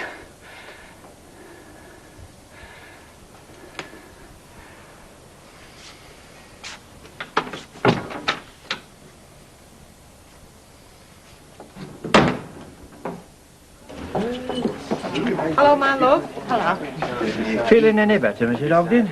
Yes, well, I was all right till this come. What's that, love? It's a thank you note from Ada's nephew, Tony. And he tells me I've been mentioned in her will. Hey, up your drinks, Hilda. No, I wouldn't have thought she had out to leave, poor old Ada. Oh, it looks bad, though, doesn't it? I mean, it looks as if I had interior motives in visiting her. No, Elder, she would have made that will ages ago. Of course she would. It's the most undeniable mark of friendship and respect, is that, to mention somebody in your will. I mean, it might be worth noting material terms, but it proves you were highly thought of. And what could be better than that? £5 grand. Shut up, Jack. Well, you never know what people have got stashed away, do you? I mean, could be a roller parked outside number 13 this time next week. Oh, what a beautiful day. Morning, Mrs. O. Oh, morning, Kevin. Hey, I can't smell no bacon frying or no sausage sizzling. I got up an hour too soon or something. No, you haven't. It's me. I'm all behind this morning. What we're trying to get this place ship-shape. Oh, yeah. You heard about Ada's will today, don't you? Could be a rich widow this afternoon. You never know. No, I doubt it, Kevin. I mean, I've not got much to show for my life, but poor old Ada had even less. She'd not seen the world like what I had. Not been abroad or to London even. But, you know, it's funny. We hardly clapped eyes on each other from one year's end to the next, except for bingo. But every Christmas, without fail, there'd be a card and a little note on it saying as how we have to get together for a chinwag. Then before you could say Jack Robinson, it was Christmas again. Yeah, well, you better see her when she was ill. She appreciated that. I only wish I'd gone round more often when she wasn't poorly. Still, it's too late now. And you know, this gassing isn't getting your breakfast done, is it? Won't be a minute. No, leave it if you're a bit pushed. I'll grab a bacon sarnie from Phyllis at the cafe. All right, thanks, love. Now, here, tell her to take the fat off like I do, because it's not good for you. Well, what do you think, then? What? Well, the room. I've bottomed it. I've been up since 7. Oh, yeah. It's very nice. It is, honest. But why all the fuss? I mean, he's only Ada's nephew, this bloke who's coming round. Not solicited, I doubt, is he? Oh, no, he's not legal or anything, Tony, no. He has done very well for himself, though. He's a manager. Oh, a bank manager? Well, no, not quite that. But it is a rather biggish shoe shop out Chorlton-cum-Hardy way.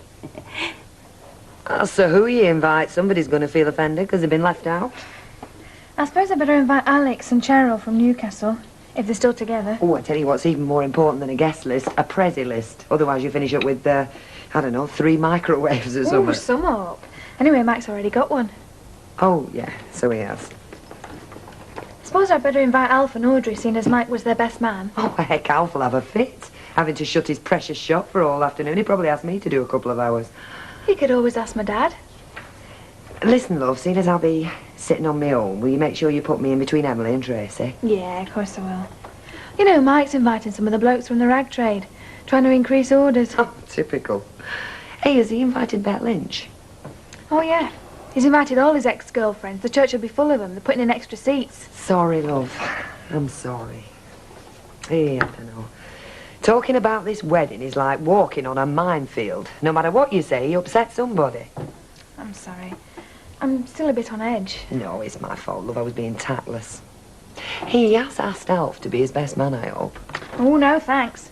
It's one of his mates, Don Lester from Smoke, ain't it? Oh, heck, I'll have to watch what I say to Alf now. He'll probably sulk like a big daft kid. See what I mean? You know, one of these days we'll look back and laugh at this wedding, won't we? I hope so. Yeah, of course we will, love. Don't you worry. I'll see to it that everything goes as smooth as... A baby's bottom? Thanks, Deirdre. You know, I don't know what I'd have done without you. Honestly, I don't. You've been like a mother to me.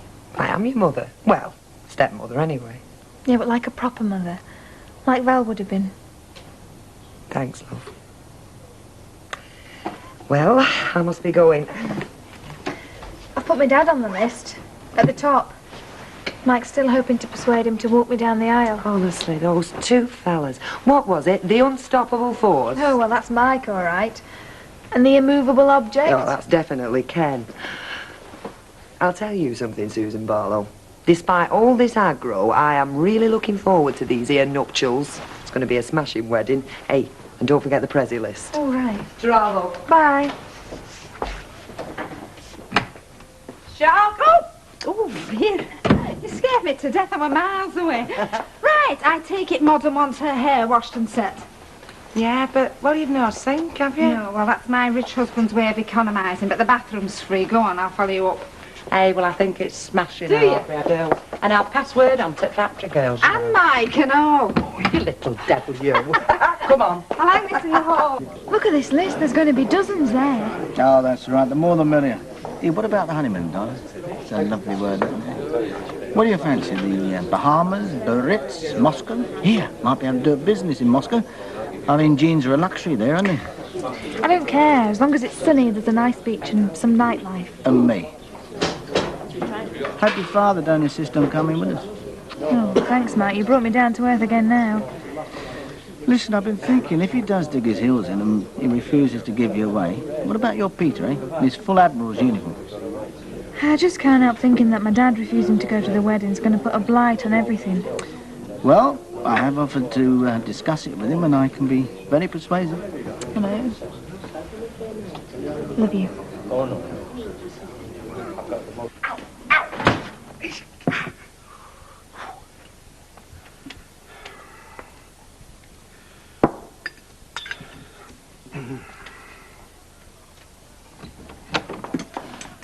Oh.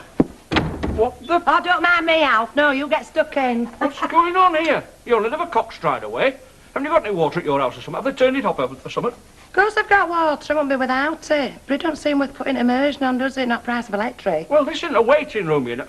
Hey. Hey, that's my towel. Oh, heck, so it is. I hope I don't catch no. Fry, heck, Alf, it were parking in that bathroom. I thought I'd come down here and keep you company. I don't need any, thank you. Who does this remind you? I like you very much. I think you're grand. Henry Cooper. Get off! Bye, heck, Alf, chips and greasy bangers. There's too much cholesterol in there, you know, for your dinner. Especially with your figure. Come to think of it, you shouldn't have any dinner. If you're not careful, Alf, you'll go before your time, you know, just like that. I think Connie's got poor Audrey to think about now, you know. Yeah, poor Audrey. Oh, Vera, I'm trying to enjoy my dinner. Magic call for this lot, won't you? Salon, shop, and that snazzy little sports car of yours. No wonder she keeps piling you up with chips. Oh, is he behaving himself? You right, can't keep his hands off me. Behave yourself. Enjoy your dinner, lovey. I love to see him eat well. Come on.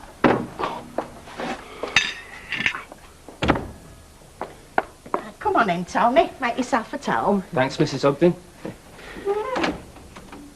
Hey, I was sorry to hear about your husband. I've only ever met him twice. British Legion and the Labour Club. Oh, well, that figures. And now my Auntie Ada's gone and joined him. Eh? Still, if they play bingo up there, she'll be in her element. Oh, do you know, Tony, the last time I clapped eyes on you, you was in a little green Cubs outfit. I got a dishonourable discharge from the clubs. But don't ask me why. Even I can blush. Hey, do you know, I still can't get over poor Ada. I shall try and look after my bladder. Sit you down, love. Right, thanks. Right then, Mrs. Ogden. As you know, I am the executor of Auntie Ada's estate. And to prove that everything is above board and legit, I brought the said document with me. Oh, now, you needn't have bothered. I'd never doubt the word of an Arrowsmith. You've not met them all. Oh, just a minute, Tony, before you start. First things first, if you don't mind, I'd like us to drink a little toast in respect of poor Ada's memory. Quite right as well. I'd not say no to a drop of scotch. Oh, well, I don't know as I can quite run to that, but will sherry do? It is sweet. That'll go down nicely. Thanks very much. Yeah.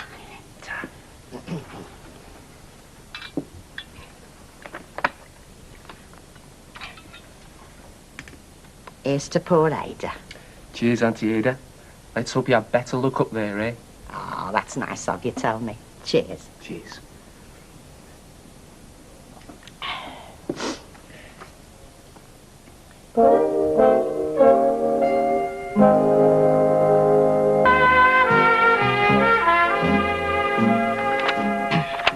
Right then, here we are. And to my very good friend, Mrs. Hilda Ogden, blah, blah, blah, I bequeath 3 dining chairs from our front parlour, my drop leaf table, although it is slightly damaged. Oh, that'll come in handy. Hang on a minute. There's also something else that Auntie Ada said you always admired. Wait for it. Is that how you spell tiara? Only joking. That's gone to Uncle Sid. Oh. No, it's that old bureau. Do you remember it? Oh, yes. Actually, it was Stanley that always liked that. I don't know where I'm going to put it, though. Is that it, then? I'm afraid so. It's not a lot, is it? I don't know why she bothered making a will. I don't think I'll bother. I like the thought of them scrapping over it. Oh, heck. You were expecting a lot more, weren't you? Oh, Tony, no, I was just that touched that Ada had thought of me and went to so much trouble. She was only a good 'un. Oh, hey, I'm not being very inhospitable, am I? A drop more sherry? No, thanks. Oh, no, perhaps better not. You'll be driving, won't you? A company car, is it? What? No such luck. I'm bussing it. Oh, but you're still managing director of that shoe shop, aren't you? Just about. But I've also got a few other irons in the fire, you know. A couple of them burning me fingers. But we won't go into that. Well, it sounds very intriguing. Anyhow, thanks for coming, Tony. Been smashing seeing you again after all these years. Likewise, I'm sure. I'll scarp her, eh? Let you get on with your housework. I tell you what, Mrs. Ogden, you haven't changed much over the years, you know. You remind me of one of my paying guests, Mr. Yates. He was a flatterer. Except I remember you with a turban and curlers. I don't expect you can believe that now, can you? Oh, no, fancy. I've enjoyed my visit, Mrs. Ogden. I'll pop in again sometime when I'm passing, eh? You're always welcome, Tony. All right, then. Bye, love. Cheery bye. Ta-ra.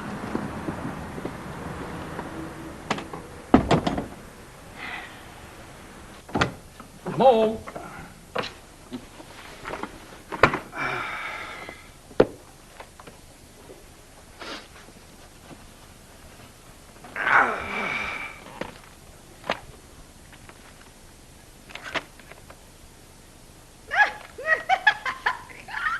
Andy Schofield, you get me locked up. Aye, I bet you'd enjoy being locked up with me, I know. Hey, I'd see to that. Oh, I know why they call you Andy now.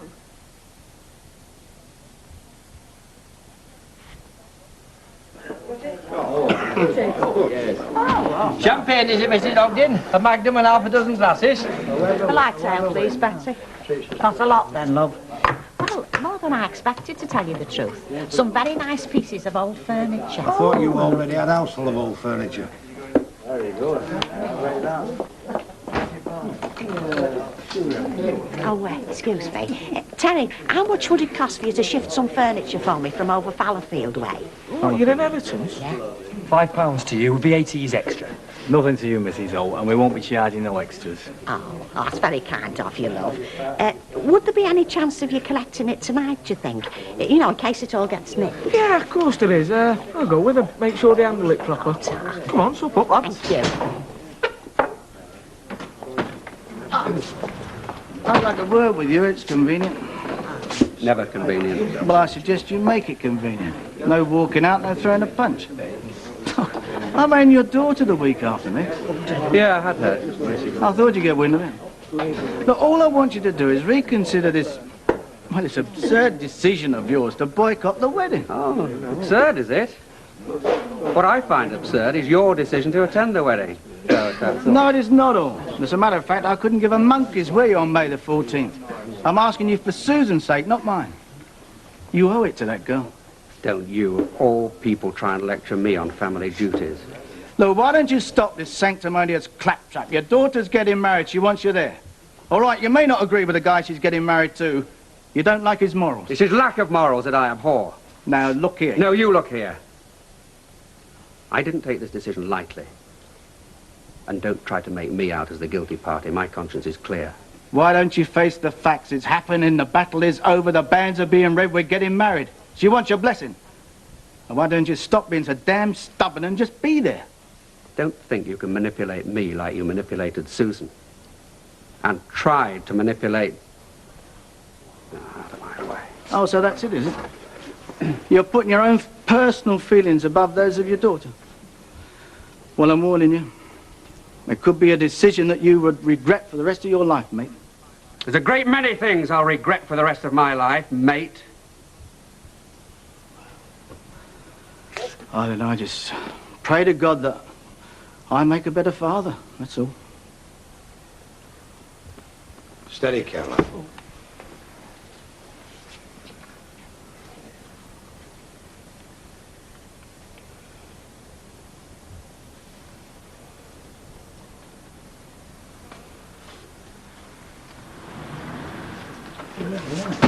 All right, the circus is over.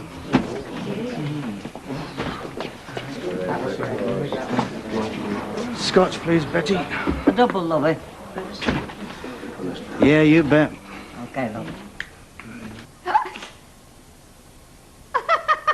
Stop it. That'll comb it all wrong. Now stop it. Hey, so what about this old couple then? Yeah. He's 92 and she's 88 and Oh. they want to get divorced. Yeah. So the solicitor, he says, why the heck do you want to get divorced after you've been married for 70 years? So the wife, she says, well, we didn't want our kids to come from a broken home, so we've hung on till they've all snuffed it. Hey, what's going on here? Oh, hello, love. Oh, this is Andy. He's a real scream, honestly. Andy, this is my new husband. Hey, you've got a good name, mate. Oh. It'll not be long before I'm back. I'll spread the word round and all. I'm on the lorries, you know, long distance. Well, you needn't bother. This is a ladies' hairdressing saloon, not a barber's. Ah, come off it. Gail at the cafe told me to come here. Said you were desperate for customers. How much, darling? Oh, call it 150. Oh, go on, £2. Oh. Keep the change. It was worth it.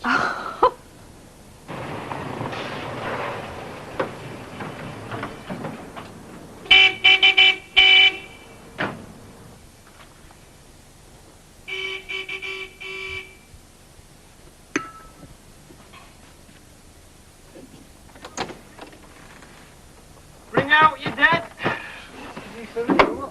That's a very choice comment under the circumstances, girlie. It's hard work, this. Oh, thanks, lads. I'll treat you to a pint. Oh, no, you won't. Hey, it's not bad, this, is it? Just where you keep all your family heirlooms, is it? Hey? Very nice. Bit of polish, that'll come up lovely. And this table's been repaired at least once. I mean, look at this joint here. Listen to half an eagles. Are you happy then, Mrs. Holt? Oh, I am, Terry, yeah. And look at these chairs. Oh, so nice to give you them. Is it? Oh, look. Hey, aren't they lovely? Oh, brand new and all and dead in fashion. Yeah, you said you looked for size 4. Where do you want us to dump all the stuff, Mrs. O? Look at that. Fit like a glove. Perfect. Very comfy and all. In the living room, Mrs. O? Oh, yeah, sorry, lads. Good of Tony, though, wasn't it? Look, I think you'd better take it through to the back and I'll make room for it tomorrow. There's a tarpaulin out there. Stan used to use it to cover his cart. Oh, I see bonfire nights come early, I say. Ma'am. See, you've had your hair done, ma'am. Yeah. Hey, do you like it? Reminds me, Kevin, we better get some shredded wheat in. Shut up, you.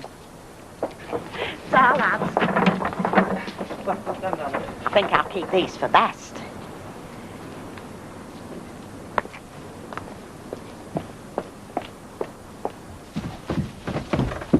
Could you get him for me, please? Oh, thank you. It's Peter in Plymouth. Oh, send him my love. Right. Oh, hello, Peter. It's me, Susan. Oh, great. How are you? Oh, fine, thanks. Prepare yourself for a bit of a shock. I'm getting married in a couple of weeks' time. To Mike? Yeah, of course it's to Mike. Oh, it's fantastic. Oi, lads, big sissy's getting hitched. Hey, we'll have a celebration for you tonight and send you the bill, all right? Oh, yeah, sure. There's a slight snag, as usual. I don't really want to elaborate now, but, well, it's Dad. He's refusing to come to the wedding. Oh, I don't believe it. But what's wrong with him in his old age, eh? Anyway, it's on May the 14th in church. You will be there, won't you? I'm an hour older than you, so that's an order. And you can give me away, okay? Yeah, of course, but why won't Mastermind be there? It's going to ruin your big day.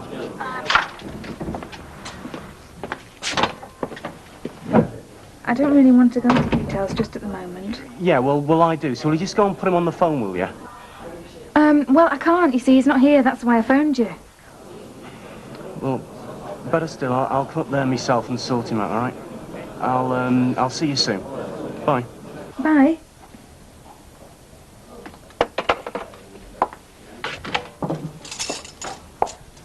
That was Peter in Plymouth. Oh, how is he? It's fitting well, I hope. Well, you'll be able to ask him yourself. He's making that long trek up here especially to see you. Oh. That sounds rather ominous. What's happening? All right, come on, lads. Hey, there's a drop of sherry if you prefer it. Hey, isn't that a vinegar bowl? Oh, don't be daft, Curly. No, only Mrs. Bishop's got one just like it, except she keeps vinegar in it. Oh, yeah, well, Mrs. Bishop does have some posh ideas, doesn't she? Hey, Fanjo, haven't you forgotten something?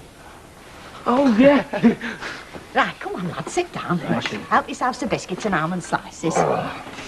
Hey, it has been an eventful day. Do you know what, with me inheritance, then Ken and Mr. Baldwin having that ding-dong. Oh, I can't wait for that wedding.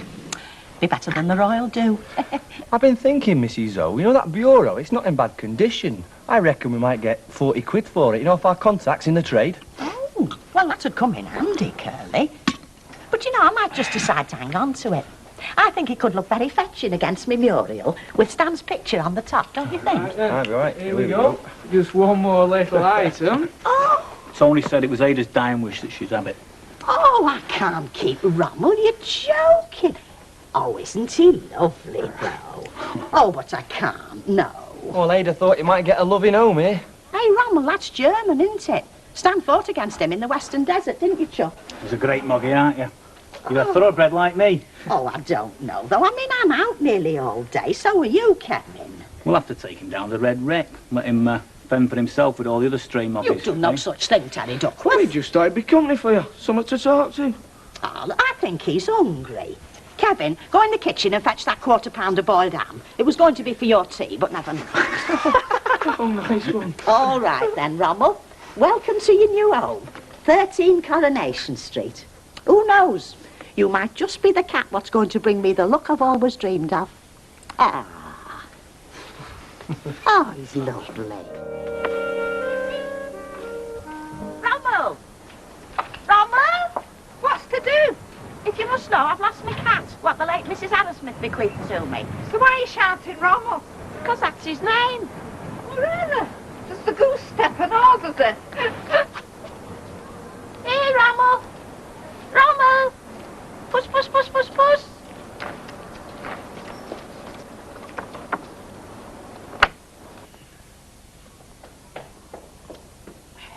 Any luck?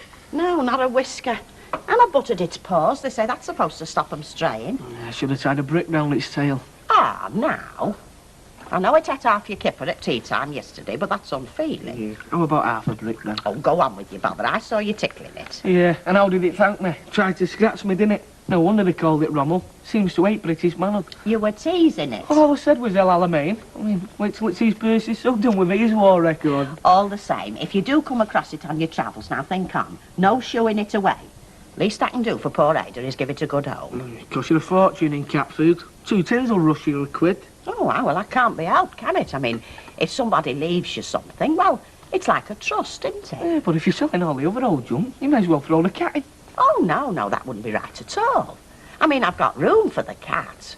If I had room for the bureau and the tables and chairs and that, well, but short of throwing my own things out. If you've got Terry to come round and give you the prize, I'll throw Rommel in as a bonus. They need a good ratter down the yard. I don't think Terry's interested.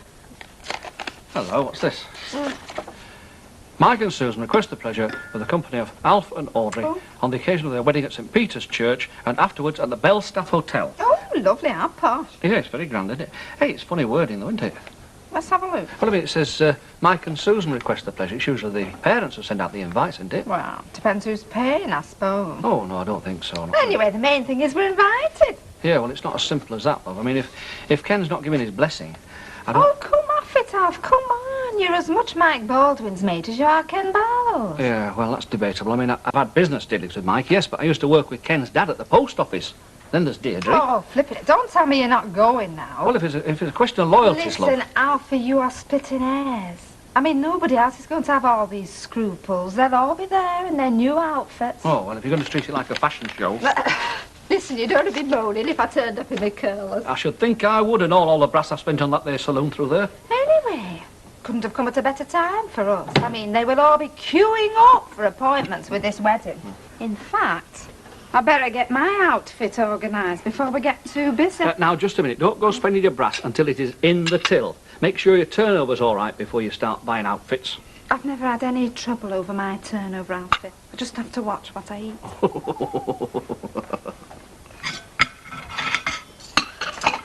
Right, I'll make tracks then, love. Bye, love. You did say Peter's coming on the train. Oh, yeah, he said he wanted to come by train because it was cheaper with it just being here. Right, so you'll meet him, only I'm tied up with Stabler most of the morning. Yeah, I told him I would. And you won't be in the office till later on.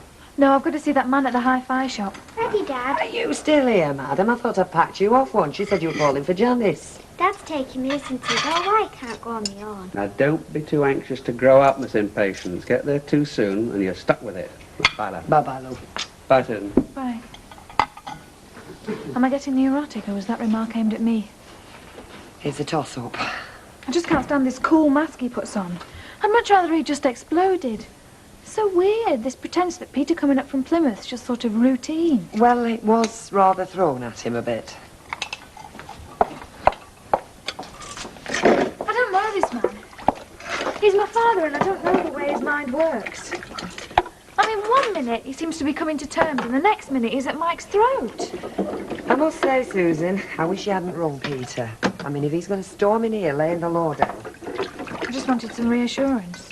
I mean, if my dad's not going to do his stuff at the wedding, then who else is there but Peter? No, it's just him rushing up here like this. It does rather give the impression that you're ganging up. Listen, he's not guaranteed to be on my side.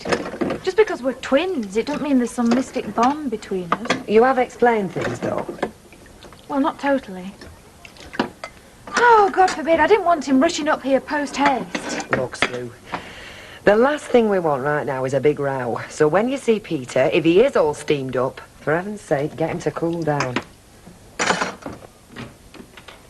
Morning, my dear. Hello. Not intruding, I hope. No, not at all. Well, what can I do for you? Quick trim of your tash, followed by my unique head polishing treatment, eh? Oh, very droll. Well, I've not come for a haircut. I just happened to notice your front door stood open. Oh, I see, and you thought we got burglars. Well, it had crossed my mind. You can't be too vigilant. But it's all been fixed up, eh? Yeah. What's the cost, Councillor Roberts, of over two? Try the chair. Can I? Yes. Mm. Oh, very comfy, isn't it? Oh, yes. Do you know, I bet you had a very fine head of hair at one time. Oh, I did. Yeah, I did. I'd carry a comb with me everywhere.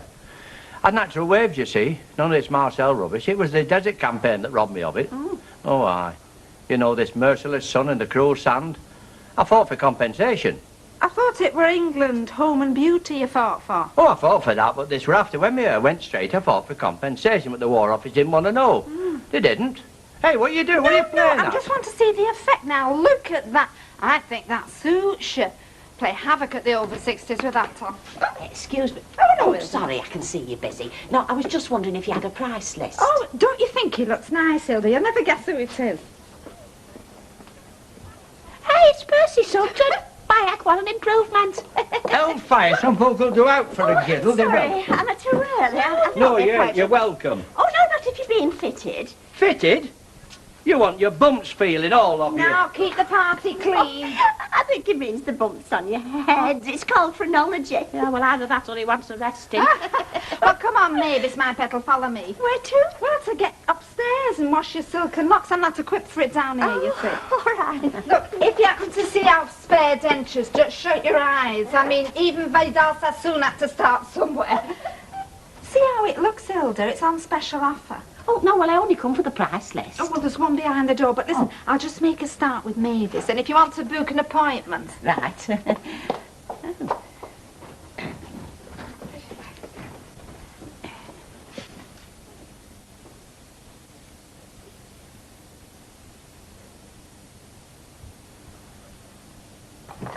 Can I be straight with you, Mike? Oh, yeah, sure. No point in being anything else, is there? I think I know why my dad's got his knife in you. Well, now, shoot me down in flames if you like, but I was trying to work it out on the train coming up here, and my theory is... Well, I think it's political. See, like, my dad's always been a socialist, right? Well, you're a capitalist, aren't you, of a kind? Well, yeah, I suppose I am, in a way. Well, see, like, my dad gave me all these books years ago, encouraging me to study, and just lately I've read one or two of them. I'm not political myself, not to any great extent, but... Well, it's obvious how a deep thinker like my dad could get really steamed up. Maybe Mike should start wearing a cloth cap. Yeah, all right, Sue, I know what you're thinking. It's another one of our Pete's screwy ideas, but look, it's not just the stuff in the books, it's all the notes and the scribbles. Believe me, our dad was passionate about socialism. Now, what else has he ever been passionate about? And then all of a sudden, here he is displaying all this anger. But you must see the connection. Oh, no. Oh, that's all right, I was just leaving. Oh, no, it's, okay. Sit down. Hi, Pete. You have a good journey? Oh, knockout, yeah.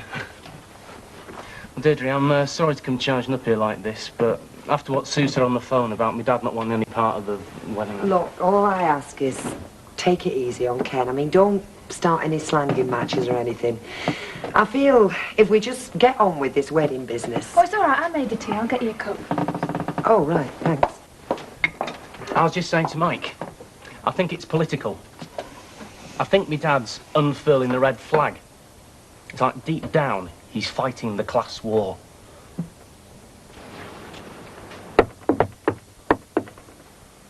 Anybody home? You in there, Mrs. O?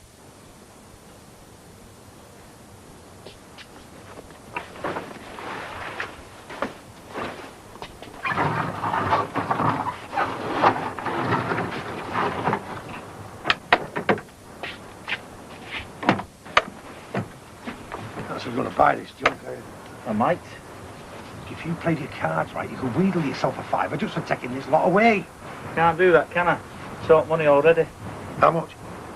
Well, it could was mentioned. You putty, a what? Here, half an egg. It's just all this while I get this drawer out with you.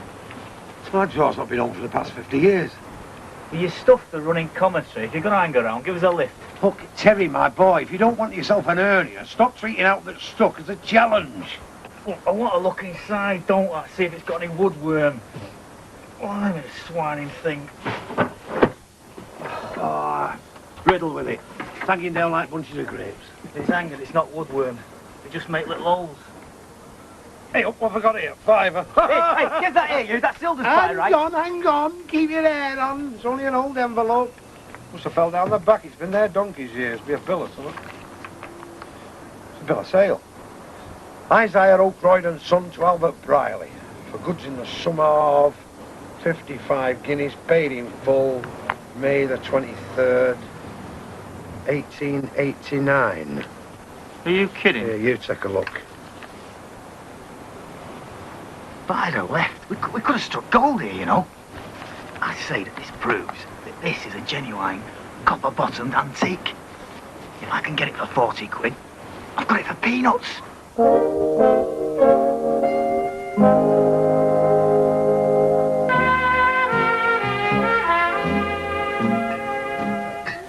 By the way, have you been having any trouble with stray cats? No? Well, there's one on the prowl, a big black and white Tom. Nearly nabbed it twice round the back there. I think it must have got a stiff of my Randy. And it's raiding the bins. Well, I might be talking out of school, but this is strictly on the QT. I mean, I did hear that Hilda Ogden had inherited a little cat. You don't say? Yeah, a black and white Tom. I think it's called Rommel. Rommel? That puts a tin hat on it. That means it's war. I've been thinking, like... Careful, Dad, you don't want to have the pub full of smoke. No, I've been thinking I might be prepared to go halves with you on that bureau deal. Oh, yeah? Seen old, have you? Got it all under wraps? Not yet. Blimey, you want to get your skates on. Look, if it's short of the readies, like I said before, I'll bung in a score. Aren't you forgetting something, Peter? I've already got a partner. Yeah, but we all know Curly, don't we? I mean, Sunday school ruined him. Look, if you tell him and he blabs to Hilda, no way are you going to get that bureau cheap. You both look very conspiratorial. Do you mind? I'm just teaching my son the facts of life. Don't want him going round thinking I found him under a gooseberry bush, do I? Oi, brains, clock that. Oh. Very, very interesting. Where did you find this? In your pie? Listen, Sunshine, we found that in Hilda's bureau thing behind one of them drawers. It's obviously been there for yonks. Now, I reckon this could prove that that bureau is worth real brass. How do you see it? Well, bills of sale are very important. I mean, they're an establishing provenance. Look, cut the upmarket patter. Is it worth brass, and if so, how much? Well, I'll have to go to the library, won't I, and look it up. I mean, an 1889 bureau. I mean, does Hilda have any more history of it? Hilda doesn't know any more than we do. Look, now, we don't want to get her all excited, do we? We just want to grip on that, see if it's valuable, and then it might just be a nice surprise for her, might it? Anybody in? Yes, but wipe your feet. I've just done that floor. Is this your cat by any chance? Oh, well, if it says Rommel on his collar. Rommel. Why don't you go the old log and buy a pair of jack boots? Oh, I might just have him rechristened after a decent interval. Call him Tiddles or something. You must admit, though, he's a beautiful cat. Aye, he's clever and all. He knows all about milk bottles. He whips them tops off like lightning. Oh, well, if he's done any damage, you must send me the bill. Oh, I'll settle for a cup of tea and one of them scones you got in the oven. Go on, then. You deserve a reward. Take a pew.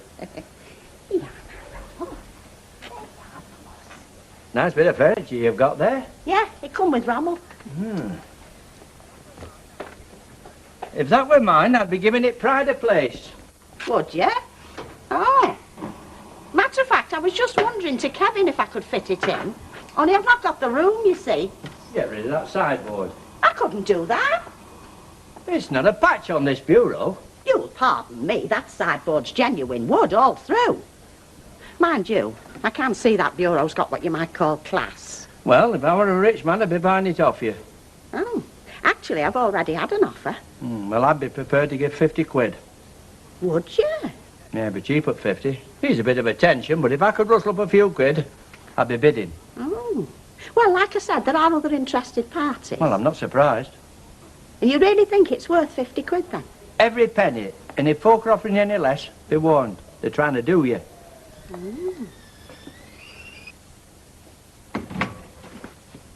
Oh, yeah. Yeah. Gold at the cafe said you were here. Reckon you're done again, are you? No, I'm just visiting. You really? I wasn't expecting you for hours. Oh, there weren't much on today. Come to think of it, there weren't much on yesterday either. Where's Audrey? In the bathroom with Mrs. Bottomley. Oh, well, the mind boggles. She's washing her hair. Oh, I forgot the flipping conditioner. Hello, Tatty. I'd come Hiya. for an estimate, have you? At your prices, I'll stick with my own perm kit, thank you very much. Have a palm, Meanie. I'm sick of you wearing your curly there. Hello, love. Hello, Lover. Oh, hello, folks. I can't stay. I've got to get down cellar, make sure pie machine's still working. Him and his Sweeney Todd jokes, right. Where's he gone? I think he's nipped to the bathroom. To the bathroom? bathroom. Oh, my God. Mrs. Bottomley's in there. She's strict Methodist. She'll have a blue fit. Hey, there's a woman in the bathroom. I know. She's a client. Well, I'm bursting to... Well, why didn't you go to the council offices? Well, he didn't come on till I got in the car. I got 3 red lights. You were in the Boy Scouts, weren't you? Well, what's that got to do with out? Well, they taught you to tie knots, didn't they? Look, it's not funny, this. It isn't funny. Nip down the corner shop. I suppose I should be glad she's not got a lorry driver up there. I reckon you should try your luck at one of those auctions. You never know what it might fetch. Oh, I don't know. I mean, would it look right, though, with me having been left it? Well, you keep him Rommel. What more could they want? I was thinking it might look nice in your room. Ragbone, ragbone. Aha, there it is. Thought for a minute you might have done something hasty. Well, it has been a bid, so if you're still interested, you'll have to start at 50 notes. Who's been round? Oh, nobody professional, lad. Just somebody knows him. Talking brass, but not putting out on the table. Yeah, I know the sort. That's not the way I operate. I said 40 quid. Well, what that? Oh, well, I must admit I'm tempted, but... Well, you never know with antiques, do you? It could be Georgian or I something. reckon it is Georgian. How do you know it's Georgian? Because it says on the bottom, George made it. Look, I'll tell you what I'll do. Throw them chairs in and all. We'll call it 50 quid. 40 down, and I'll give you the other 10 when I've had a word with my merchant banker, all right? Well, I don't want to rob you. Well, hang about, Mrs. Hull. Maybe it's a dodge. Maybe it's the chairs he wants. Maybe the Chippendale. And maybe your flaming head's Chippendale. Hey, now you pair, none of that. I don't want to be refereeing no more punch-ups. No, Kevin did suggest I send them to the auction rooms. I think that might be best. You're dead right. They know the stuff and they only take a percentage. I know my stuff. That's what I mean. You've spotted this as a fine and you're here after a bargain. Look, no way am I on the diddle. I mean, how do I know how much it's worth, eh? Oh, come on now, son, be honest. You wouldn't be offering 40 quid for junk. Look, I come round here to try and do a bit of straight business and I'm being backed against the wall. Well, I tell you what I'll do. We'll call it 40 now, eh? And if I sell it for, say, 60, I reckon we're quits. But anything I get for it over that, and I'll see you get your full whack. Now, have we got a deal? But if you don't give Sue away, Dad, for heaven's sake, who's going to? I don't fancy the job myself. Got grooms about my level. Oh, I dare say you'll be talked into it. He'll probably buy you something. Ken, that's not fair. You're telling me he doesn't buy things, wish little cards? I imagine they're discussing it right now, sat in some little bar. What shall we buy Peter to sweeten him? Are you holding out for a present? Is that what all this is about? You guessed. Look, let's drop it for now, shall we? Excuse me a moment, I'll just go and see if Tracy's out of the bath. No, Dad, I got a theory about you and Mike Bolden. Well, at least it was just a theory, but from the way you're talking. Theory? Oh. Did you dream it up yourself, or were you put in the picture? The usual PR job. Mike Bolden, the reformed lecher, all his grubby little antics well in the past. All he wants to do now is grow roses. Look, something, Dad, you used to go on like this about Enoch Powell. Pardon?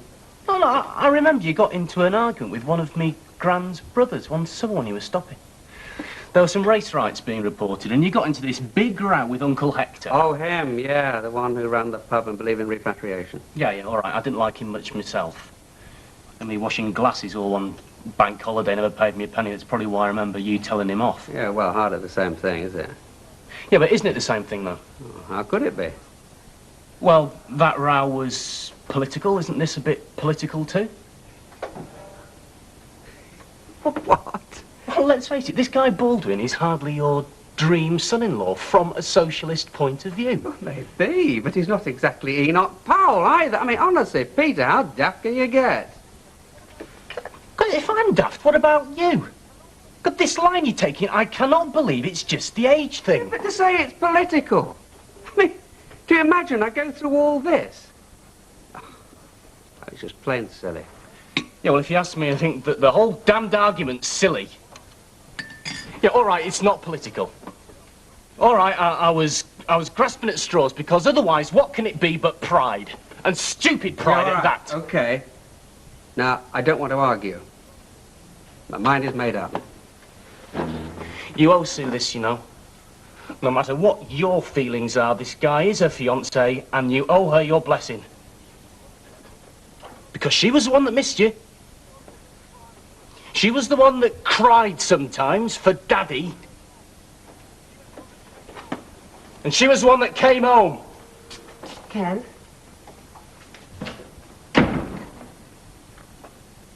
How can you stick with him? I'll talk about tunnel vision, huh? It's complicated, Peter. Yeah, I dare say it is. But from where I stand, either he gives her his blessing or he doesn't. He's either a man and a father or a stupid, narrow-minded clod. Well, I tell you straight, I am whacked. You're whacked. What about muggins here? My blood will never be the same again. Well, what you need's a plumber. Beg your pardon? Well, to stick a wash basin in that front room of yours, you'd have to die. Yeah, and I do think that would be wise. I mean, it would soon pay for itself. Well, I don't think Madam's clients are going to get much luxuries yet. Not what they're taking so far, anyway. I suppose you'd need council permission. To stick a wash basin? Flipping heck, you'll need council permission to sneeze next. Nah, they won't bother. They've got enough on the plate anyway. Yes, but it could be called change of use, couldn't it? I mean, far be it from me to tell you your business, but, well, the neighbours could claim it was causing a nuisance. You're not joking, are you? What with them ramping up, you know, like a bull elephant? Oh, I mean, all joking apart, if the neighbours wanted to be awkward, they could claim it was a bother just on grounds of change of use, in which case council permission would be needed. Yeah, but he'll have all that fixed up, won't you? He's not as green as his cabbage looking. Has Teddy been in? I don't know. Look, I don't keep a register, you know. I mean, you work with him. He's been looking for you, hasn't he? He's had a load of gear to ship, filled as junk. I told him I'd be down the library. Now, before you start moaning, I've got the goods on that bureau. OK, no sweat. I've done the deal. The stuff's all stashed away. Well, I hope it's somewhere safe. Yeah, it's in the yard. Under lock and key? In the office. Well, it better be, because that bureau's worth real money. How much? Have a guess. 200. Higher? 250. Higher? Come on, cut the quiz show stuff out, Curly. Just give us a griff. Well, according to the book, and according to that bill of sale, and given that date, 400 quid minimum. Is that Jen? That's straight up. Hilda's in for a shot when we give her the good news. Listen, are you hanging about? Yeah. Right, I'll grab the dartboard. See you in a minute. Strictly speaking, it's your good news, really. I mean, now that Hilda's parted with it, like.